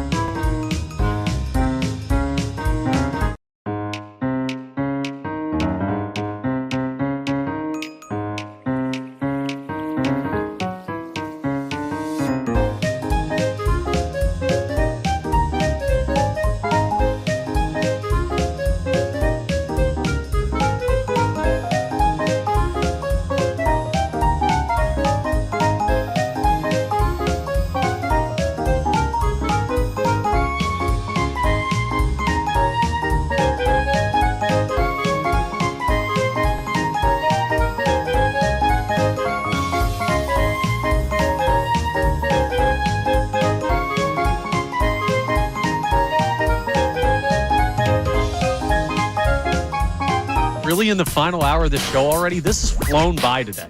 Very fast. It's hard to believe. Good partnership here. A lot of fun, man. A lot of fun. It is. Happy to have you here. That's Andrew DeCecco filling in for, I guess, technically, John Kincade. I'm filling in for Andrew Salciunas. We're all filling in for everybody this time of year. Bill Collarula comes your way next on the Mike Missanelli Show, and he's got a bunch of stuff planned on the Birds as well. And, of course, we're going to continue to bring up occasionally the Sixers win over the Boston Celtics, deservedly for that team. That's a big win. So a lot of good stuff to talk about. A fun Christmas here in Philadelphia yesterday, and hopefully a fun Sunday when the Eagles take on the Cowboys. But part of the fun of Christmas, not just the NBA, it was the Christmas games that we got in the NFL. Compliments to Netflix, by the way. Went off without a hitch. That was really well done. Yeah, they deserve a shout out because there was few places that were under more scrutiny or pressure than Netflix, given how that Mike Tyson fight went. Just going to say, is Jake Paul more popular than the NFL? Oh, stop it. 610-632. No, but they had issues with that stream, and a lot of people brought up how they were worried that like games were going to cut out in the middle. Now, neither game was all that good, but there were some interesting moments in those games that we were able to see clearly because of Netflix, so shout out them. First, let's start with the Chiefs moving to 15-1. That team, dude. That team is something else. Methodical. And methodical. This whole Eagles Super Bowl idea, right? Still have it. Still think they're the best team in the NFC. I will make that claim right now. I still believe the Eagles are the best team in the NFC. If I had to throw money down right now on an NFC team going to New Orleans, it would be the Philadelphia Eagles. I understand I am biased in that fact, but I think that is a logical argument that can be made. But now, when like 2-3 weeks ago, if you told me it's Eagles-Chiefs, New Orleans, a rematch of the Super Bowl from 2 years ago, I would say, yeah, give me Kansas City all day. Like, I'm not picking them over other teams in the AFC that might make like a miracle run, but I'll take my chances against that team in the way they played all year. And now, as it seems to be with that team and Patrick Mahomes and Andy Reid and everything that they're doing, they seem to be hitting their stride in the most important point of the season. They're no longer just skating by bad teams. No, they're beating good teams, and they're beating them comfortably. And that team looks like, I wouldn't even say a team of destiny because they seem like something more powerful than destiny, the Kansas City Chiefs. I'm nervous about them. They're really dialed in right now, and I think Isaiah Pacheco, their running back, having that as another factor into the offense. He runs really tough. He's really hard to contend with when you get into the postseason and it gets colder out there. So that makes him a more imposing team as opposed to the finesse style that they play traditionally with the passing game. But I still would take the Philadelphia Eagles, just given that, I believe that they have the best defense in the NFL. So I think that if push came to shove, they would be able to hold their own against Patrick Mahomes in the Super Bowl. All that being said, I think if there's one team that could give the Eagles a really, really challenging game, it would be the Kansas City Chiefs for all the reasons that you outlined. Yeah, I just don't know how you, I could tell you on paper how you beat the Kansas City Chiefs. Their passing offense doesn't seem on paper to be as elite as it has been in the past. I know they still have Mahomes, but the targets aren't ideal for them. They have 1,000-year-old DeAndre Hopkins. Travis Kelce has not had his best year. And things have gotten better since Hollywood Brown just came back. Yes, Hollywood Brown's a big step for them to have back, but we know that the shortcomings of that team don't exactly match the strengths of teams in the past in Kansas City that won the Super Bowl. But any logical argument you can make against Kansas City heading towards their third straight Super Bowl can be outdone with the simple, they don't lose. They're not the 2023 Eagles. There's no collapse coming for that team. They just are methodical. They are a machine. They are very much Brady Patriots-esque in that they always find a way, no matter what any media person or anyone on the outside looking in says is going to happen. So they're a scary team. They really are. I'm hoping for a Kansas City-Buffalo matchup in the postseason. That would be tremendous. That would be amazing, and I'm hoping because I like Josh Allen, and I do have a soft spot for the Buffalo Bills. They are kind of a cousin of the Philadelphia Eagles fan base, very similar in that way, and also a much maligned, some would say cursed franchise, 4 straight Super Bowl losses back when Jim Kelly was their quarterback. You know all those stories about that. I would love to see Buffalo get a chance to actually move past Mahomes. I guarantee you there are a lot of people in upstate New York saying somebody else take out the Chiefs because we don't want to lose that guy in the postseason again. Absolutely. And they're just a lethal team right now that they're playing with a lot of momentum. I know Jalen Hurts does not believe in momentum, but the Kansas City Chiefs certainly have it. And the Steelers do not. The Steelers may have been broken by the Philadelphia Eagles. We brought that up earlier. They lose again, and they've now lost, 3 straight after losing to the Ravens last week, the Eagles the week before. They are a team that it was kind of surprising, I think, that they were doing as well as they were. Not because of Mike Tomlin's ability as a coach and not because of that defense led by T.J. Watt, but because they started the season with Justin Fields and then went to Russell Wilson, controversially so, midway through the year when many thought they should have stuck with Fields after a solid start, and they just kept winning. Now they seem to be hitting the wall of the offense just doesn't have enough to get it done. I don't think that makes the Eagles win over the Steelers look any worse, but it definitely makes the thought of anyone in Pittsburgh about a deep playoff run feel to be more in question today. Absolutely. Ton of respect for their defense. Cam Hayward, Alex Highsmith, T.J. Watt, Minka Fitzpatrick. You go down the line. They're a tough defense, and the Eagles handled them. But offensively, they don't meet the eye test. They don't have enough there. George Pickens is a good wide receiver, but you need more when than he's that. in the game. Yeah, when he's in the game and not going haywire. But you need more than that offensively. Pat Freiermuth is a good option, but you can't have your tight end as your most effective option, I don't think, offensively. Not every tight end's Travis Kelce.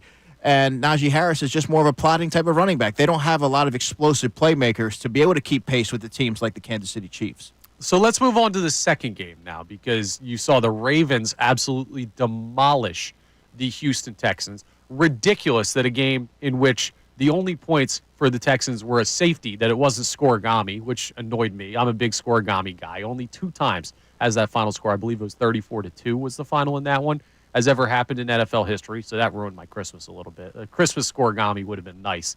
But you see the Ravens absolutely dominate a Texans team that a lot of people had high hopes for going into the season. We know, speaking of a lack of pass catchers, no team has been hit with injuries in the wide receiver core quite the way that the Houston Texans have this year.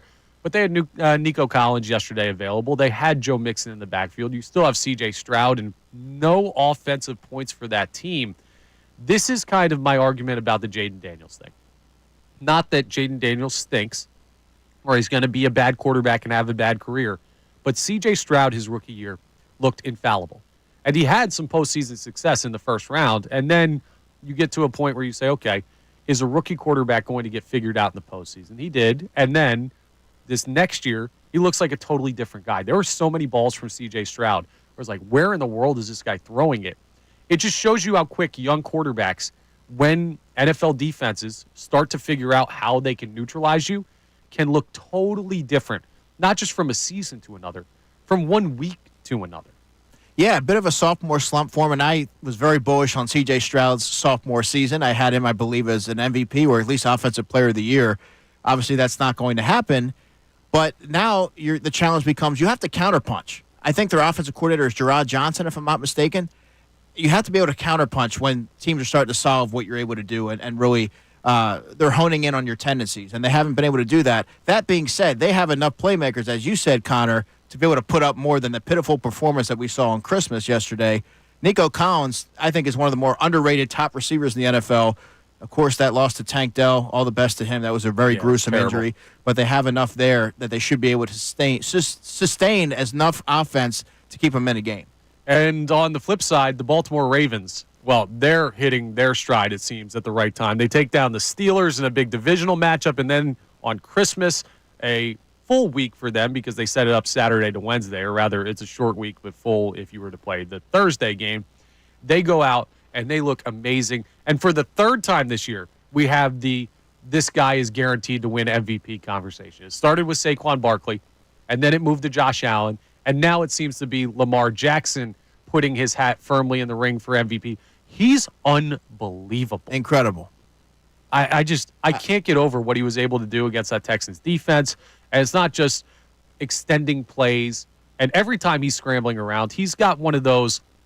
The only thing that I can compare it to, the only thing that I've seen in my lifetime where I can truly remember a quarterback that extends plays like that, and every time he's almost sacked, you almost feel worse, is like Texas A&M Johnny Manziel. There you go. And that didn't even translate to the NFL level, but at the collegiate level, that year that Johnny Football had down there, when he was getting hit, he was almost more dangerous. Lamar Jackson, when plays break down, he almost turns into a better player. It's crazy. he should be the MVP candidate. He should be the MVP frontrunner, and I believe at this point in the season he is. But we don't talk enough about how he's evolved as a passer, because I think more often than not, that kind of gets lost when you look at his game, but he's putting the ball right where it needs to be. He has a really strong arm. He's throwing with a lot more anticipation than he has in past years. And I think that game, what you saw, the dominant performance of the Baltimore Ravens, Connor, it really put into perspective how impressive the Eagles' win was over them, because they were more physical than the Ravens, and they really took it to them, and they did a good job in containing Lamar Jackson. An incredible job. The only big run Lamar Jackson had was on that final drive of the game in garbage time, and the Eagles would have held that team to what? 12 points if it wasn't for that garbage time score that didn't end up mattering. Right. Only gave up 19, even that considered. It was just a really, really strong game by the Eagles on the road, by the way, in Baltimore. To do that to that team, that to me is the win of the year for the Philadelphia Eagles. And that's one that, if you're worried about this defense, we had the defensive therapy session earlier in the show. I hope it worked. Yeah, I hope so as well. I'm sure there are still some people who, if you are worried about the defense, you're probably going to stay worried, because it doesn't seem logical to have that take, considering what they did for a large majority of the season and still being the number one defense as far as points allowed is concerned.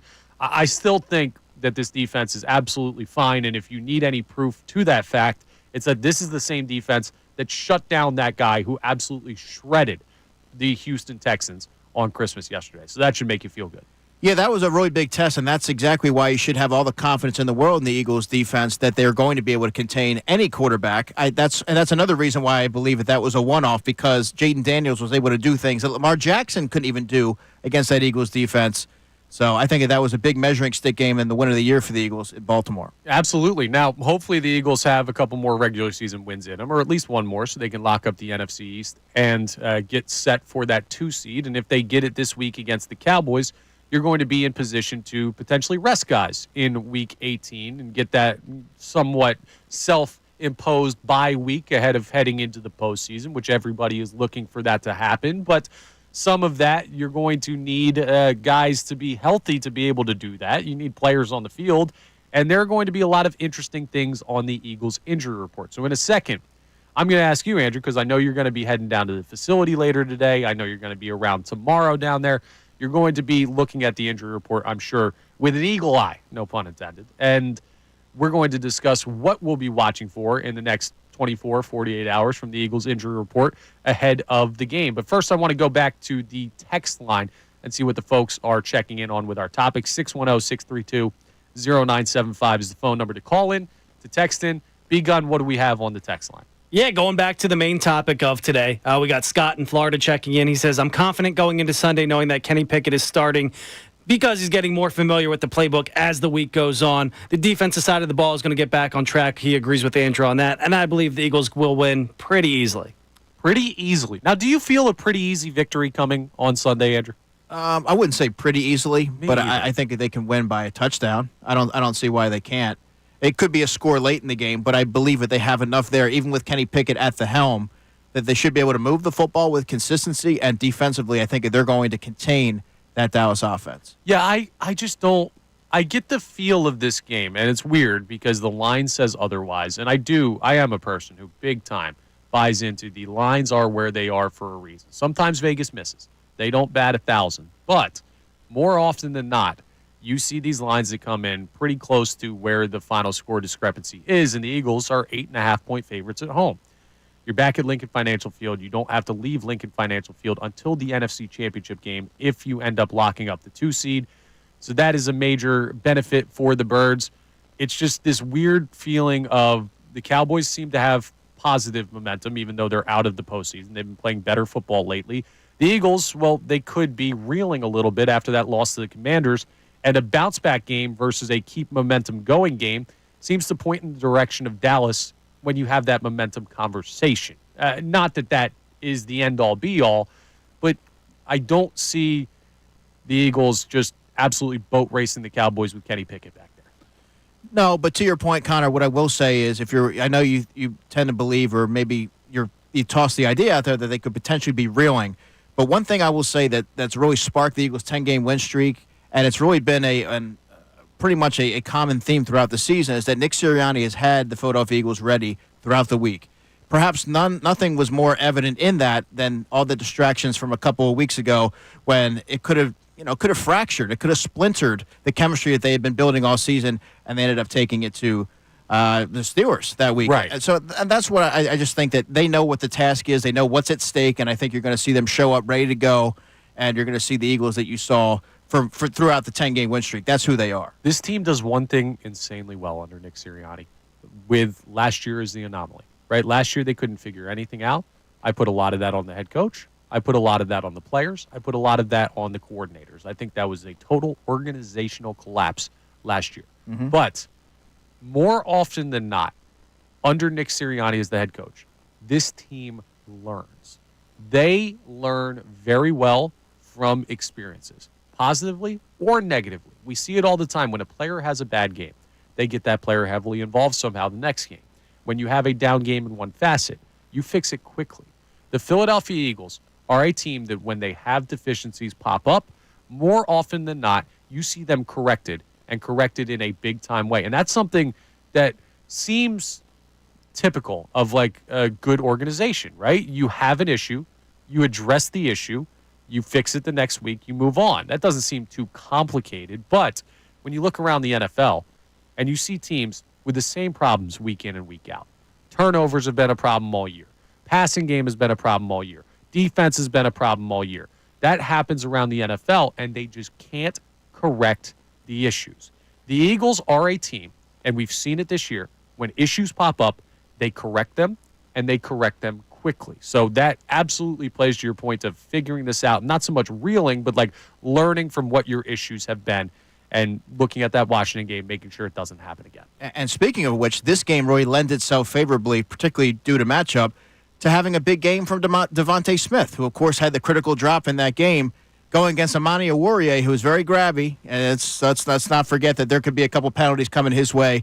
So I think this is going to be a really big Devontae Smith game. I hope you're right. My fantasy team could use it, playing for third place, and the Eagles could definitely use it to help balance out that passing attack and give Kenny Pickett some help. Now, over the next, let's just call it 24 to 48 hours, next 2 days, the injury report is going to be a big thing to watch. Can you just talk a little bit, Andrew, about like what you're going to be looking for, the biggest things? Of course, it starts with the quarterback position, but then going further than that on the injury report. Yeah, it starts with Jalen Hurts, and obviously it's not up to him. You have to work your way through protocol, and that hasn't been an easy task across the NFL. But I'll be looking to see what his participation status is this week, or at least today. Kenny Pickett with the rib injury. Had they practiced yesterday, he would have been limited with the ribs. But I want to hear from him as to the severity of it, how he's able to work through it, and what his sense is as it pertains to Sunday. Nakobe Dean also popped up on what would have been their injury report had they practiced. It's important to kind of differentiate, but it was with an abdomen injury. He's very critical to the Eagles' defense. He actually left the game on Sunday, but he came back in. So I don't think that that's going to be anything with any sort of severity, but those are just a few that I'll be keeping an eye on. Now, how about Jordan Davis? Do we have any type of idea of what we're expecting from him over the next couple of days, hearing about his availability? He didn't show up in the estimated report, so that's not always the greatest indicator, but we'll have to take a look at that because it looked like a dirty play from my vantage point in the way that he was taken out. Now, I think the player tripped that ended up hitting him low on the block. I think it was it Zach Ertz pulling and kind of fell into his lower body, so either way, when you see someone go low on a defensive player, that's never a great thing, and that's always something that you look at as, was that dirty? Bottom line is, it didn't look good, and he had to be helped off the field by multiple people, including Nick Sirianni, who, good job by the coach, I guess, going out there and trying to carry Jordan Davis, who's 4 times his size. It's good he wasn't on the injury report. The hope is he's good to go. The Eagles, for all of the injuries that they have had this year, have dodged some major bullets as well. So yeah, they have. That's a good thing to bring up, and we'll be keeping an eye on your Twitter account and what you have to say on these airwaves to figure out who's going to be available for the Birds on Sunday. Coming up next, we got to talk a little special teams. I know people put it by the wayside, but is this an issue, or is it just a blip on the radar, what we saw this last week from the Eagles special teams, or rather what we've seen from the past couple weeks from the Eagles special teams? We'll continue that discussion coming up next. And we'll also get more of the people's reaction. I'm Connor Thomas, sitting in for Andrew Salciunas, Andrew DeCecco to my left. And we're back for more Kincade Salciunas here on 97.5 The Fanatic after this. Fanatic Sports Update. Birds are eyeing up the Cowboys. I'm Brendan Gunn, and this update is brought to you by Ace Hardware Home Services. Got a leaky pipe? Having issues with heat? At Ace Hardware Home Services, they're around the block with everything you need to fix it. They've got the pros to keep your home humming all year long. Ace Hardware Home Services. Yes, the Eagles are now inching another day closer to their matchup this coming Sunday at 1 o'clock against the Dallas Cowboys at the Link. The Birds did not officially practice yesterday, but if they did, they estimated that Jalen Hurts would be out again with his concussion. He's still in the concussion protocol. The Birds are back out there today, so we'll keep you updated all day long as far as QB1 status goes as soon as we learn more all day here on The Fanatic. As for the backup quarterback, Kellen Moore spoke on Tuesday about the team having faith in Kenny Pickett. When it's your opportunity, you got to go. And I thought Kenny did a nice job responding. I thought it was so cool to see our guys have the confidence in him to just hop in there and handle a third down, handle another completion, throw a third down, touchdown in the red zone. I thought that was a really cool moment to see him hop in there and those guys, feed into that. The Sixers got their biggest win of the season yesterday, spoiling their Christmas Day matchup for the Boston fans up in Boston against the Celtics. The Sixers won 118-114. Tyrese Maxey led the way with 33 points for the Sixers, and Joel Embiid checked in with 27 of his own. The Sixers are back in action on Saturday night on the road in Utah to take on the Jazz. And the Flyers, they match them. They're off today and tomorrow. Back in action on Saturday as well, taking on Cutter Gauthier for the first time out in Anaheim against the Ducks. I'm Brendan Gunn on the helm with the 76ers and the Flyers. 97.5 The Fanatic. Happy holidays from the Fanatic family to yours.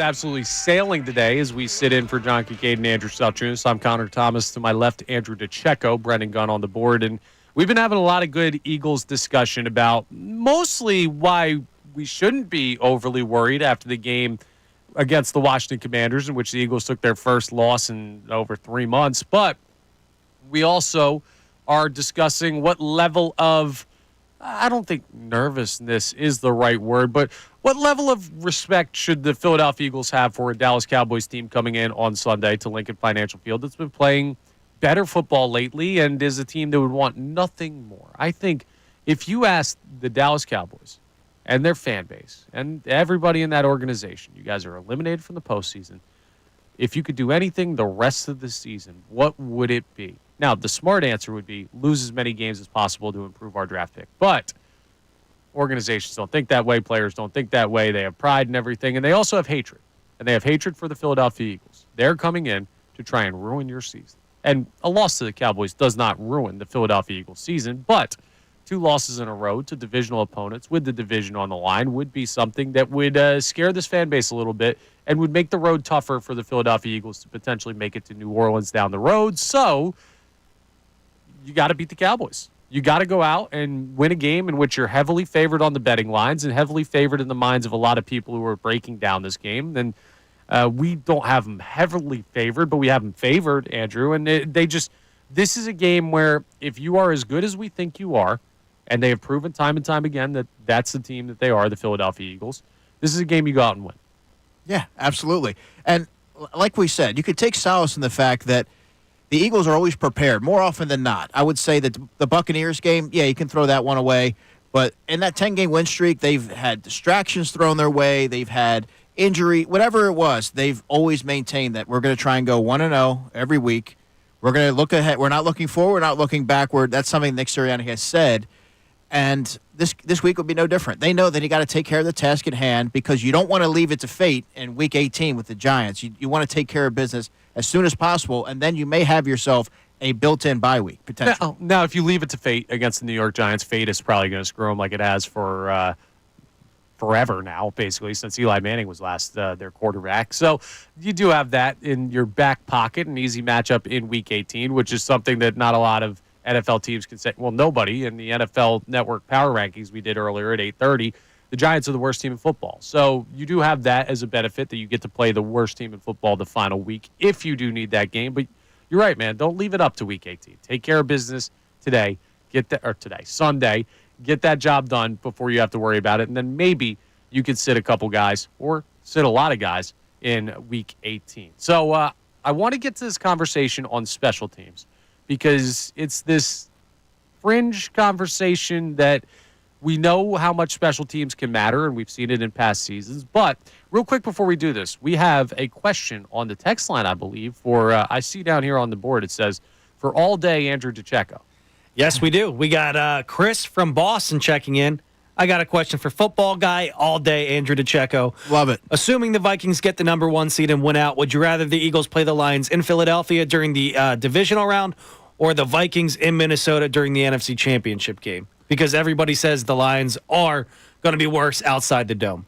Good question, Chris. To answer your question, I think that if I'm the Eagles, I would want to face Minnesota in the NFC Championship game in that dome because I truly believe that the Eagles, I think they could travel and they could beat anybody. They can host it, then they can beat anybody. But the Lions, with Jared Goff, I know that it's outside. I know that it would hypothetically be cold, but they run such a tight operation. They run a rhythmic offense. Amon-Ra St. Brown. Sam Laporta is a player that I think is going to have a monster postseason.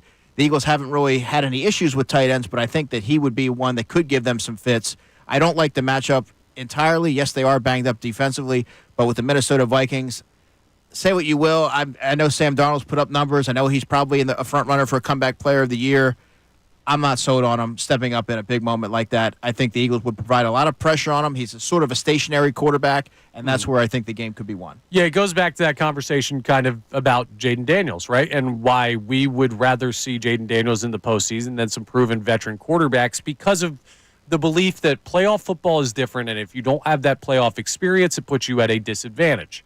More often than not, I'll say. It's funny because all I heard was stationary quarterback, and all I thought was Jane Daniels is not that. Matthew Stafford is that. Okay, well, athleticism isn't the only thing. No, it was just one of the bullet points for the reasons why. Geno Smith is not a stationary quarterback. No, he's just a trash quarterback. Okay, he's not trash, dude. Anyway. Pedestrian, but we'll go, yeah.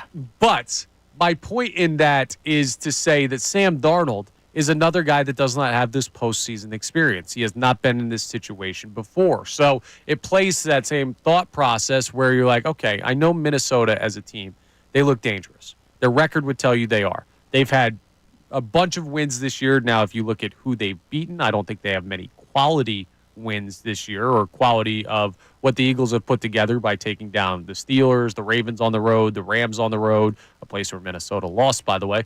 But when I look at that and I compare them to here's the ultimate what the Detroit Lions are, and it's also what the Detroit Lions could have been without the injuries.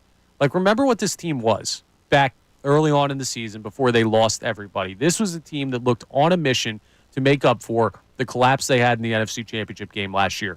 And just last week against the Chicago Bears, a team that is terrible, and the Lions were fully in control of that game.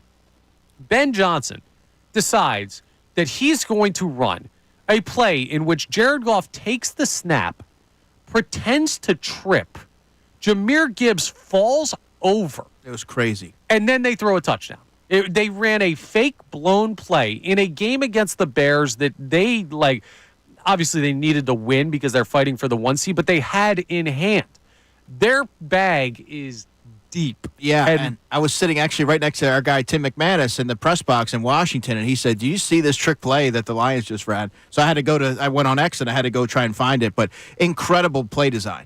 Right, and the fact that they have that in their back pocket, and probably a billion more trick plays because we know the way Dan Campbell and Ben Johnson operate on the offensive side of the ball, coaching-wise, for Detroit. My point is this. Minnesota ain't running that play. Minnesota doesn't have the confidence in their offense to run that play. And it's not because they're bad. It's because they have a guy as a signal caller in Sam Darnold that there's still this thought in the back of your head, okay, he's doing great in a great situation. And we need to keep him in that great situation to maximize what we get out of him, which can be a high ceiling. We've seen that this year. But it's not the ceiling of the Detroit Lions, which is why I'd take Minnesota over them every single time, even with the injuries Detroit is facing. Okay, special teams. Let's get to this. Jake Elliott, all year long, no 50-plus yard field goals hit. He had the bad game a couple weeks ago where he couldn't hit anything, missed some big kicks for the Birds. They still won that contest, but he was not good in that game. He missed one this past weekend. It was a 56-yarder, I believe, but it was still a kick in which people wanted to see him make it. He has been a problem. Braden Mann can't kick the ball out of the end zone on kickoffs all of a sudden. Now, that may have been the cold temperatures because he's been pretty good all year, I think, on kickoffs as far as putting it where he wants to be. But first one didn't land in the landing zone on Sunday against Washington. And then, outside of that, the kick coverage was not good against the Washington Commanders kick return team, which gave them great field position for a lot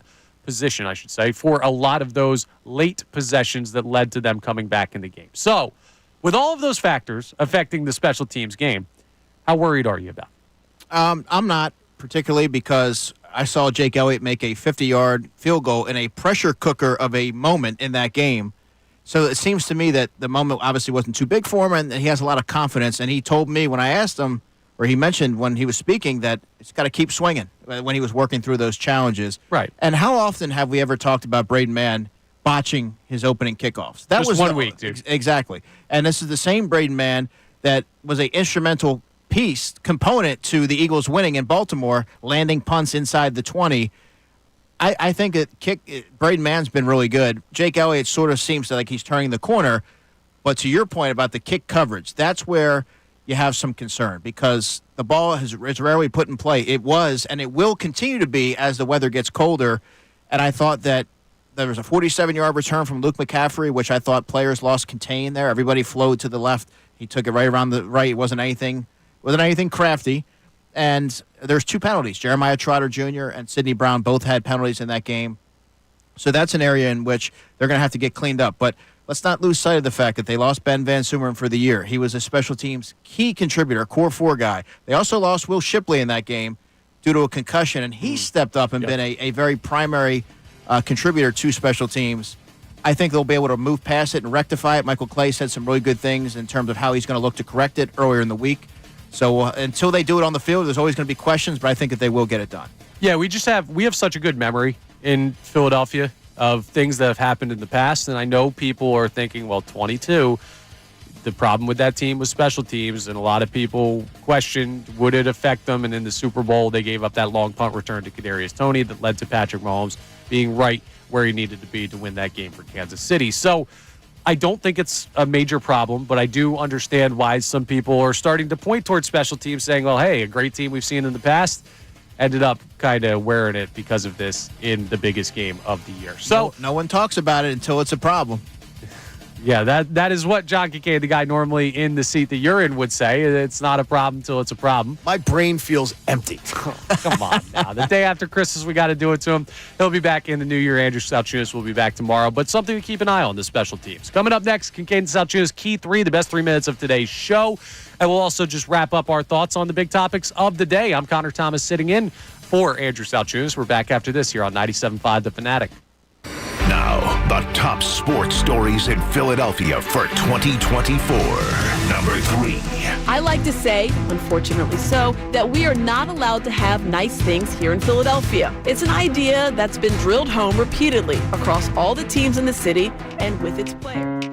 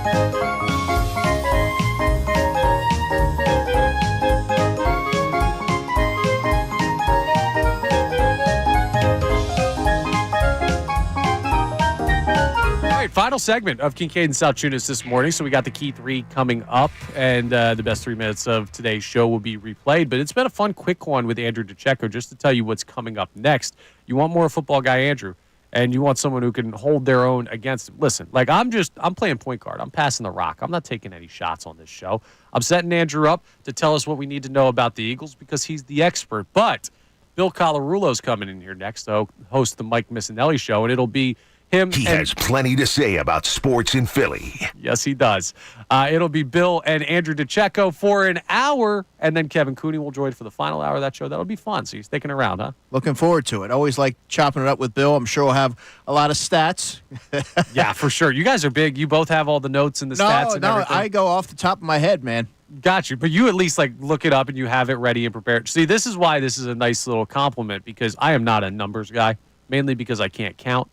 But also because, I don't know, I'm firmly eye test when it comes to all my sports opinions. I don't need you to tell me somebody's passer rating for me to make a determination. Same here. I don't care about that. I think stats can be skewed any which way you want to drive a narrative, and I just don't need somebody to tell me who played well, who didn't play well, what the rating is on PFF. I don't care. Yeah, but then every time I hear you or Bill come up with these numbers that prove this point as to oh, here's why what you're thinking is correct. And I'm like, wow, it's great to have the numbers to back it up. So maybe New Year's resolution for me is going to be to learn how to count. I'll put that in the back of my mind. But something we could do, we don't have to wait for New Year's for. We can do it right now. It's the Kincade Salciunas Key 3 presented by Bonsi. Now, the Kincade Salciunas Key 3, today's best. Our question to start the show today, when we turn our attention to the game against the Dallas Cowboys, how dangerous is this game for the Eagles without Hurts? How much do you look at this and say, well, yeah, the Eagles are a much more talented football team, clearly, than the Dallas Cowboys. But the Cowboys have been playing a little bit better lately. They're still a team that seems to have a sense of pride about the way they take the football field. They have talent enough themselves to make things interesting. And if Kenny Pickett's playing, this game looks totally different. And we're also going to, at some point today, confront the possibility that Kenny Pickett might not be playing. A rib injury randomly pops up. So a lot of stuff weird about this game. Andrew, your initial thoughts when you look forward to the Eagles matchup with the Cowboys? Well, you and all the listeners know by now that I'm going to shoot you straight. I'm never going to throw out there any concern if it's not warranted. But right now, Connor, I will say that, and you outlined this nicely, the Cowboys are playing with a sense of pride, and they're not going to forget how that last game went. And knowing that the Eagles could be down a quarterback, 2 quarterbacks, and at least have one with rib injury, and the Dallas Cowboys are playing a lot better, it certainly leads to some murkiness surrounding this game. Was that a buyback in? And when I say buyback in, I'm not saying Sixers are winning the finals because they beat Boston on Christmas. No, we are a long, long way from that. But when I say buying back in, I mean, can they make something of this season? A lot of people felt that this could easily be a lost season because of Embiid's multiple injuries already and Paul George being in and out of the lineup. Tyrese Maxey hasn't played insanely well. He has over the last 2 games been incredible, including that win over the Spurs 3 days ago now. But there were a lot of things pointing towards this could be a lost year for the Sixers. Now I wonder if that's a fan base wakes back up and at least tunes more into what the Sixers are doing. So for you, Andrew, I know the Eagles are your bread and butter, but you're a Philadelphia sports fan. You're a guy that follows all these teams. Was that a win that you look at and you say, okay, Sixers, they're cooking with a little something here now, and maybe they could get hot? Well, so the cop-out here is, if they stay healthy. But to be honest, Connor, when you win in that kind of fashion at TD Garden, and you win when you have Tyrese Maxey, who has 33 points, Joel Embiid, 29 points, Caleb Martin with 23, 7 3-pointers, that's a collective team effort, and I think that's something that you could build off of. Now, they are still obviously 14 games back. They have a tough mountain to climb here, but I think they can still salvage the season. And I mean, if that's all the evidence you need, look how they performed under the brightest of lights.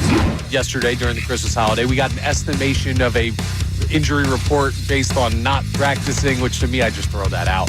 Yeah, if they had practiced, that's kind of what their estimation would be. But today is going to be the ultimate indicator. Yeah, so we find out a lot of stuff. Now, you were adamant when you joined us on Monday when Andrew Salciunas was still in, and we talked about that Commanders game, that you saw some good stuff from Kenny Pickett and you had faith in Kenny Pickett. Do you still feel that way today?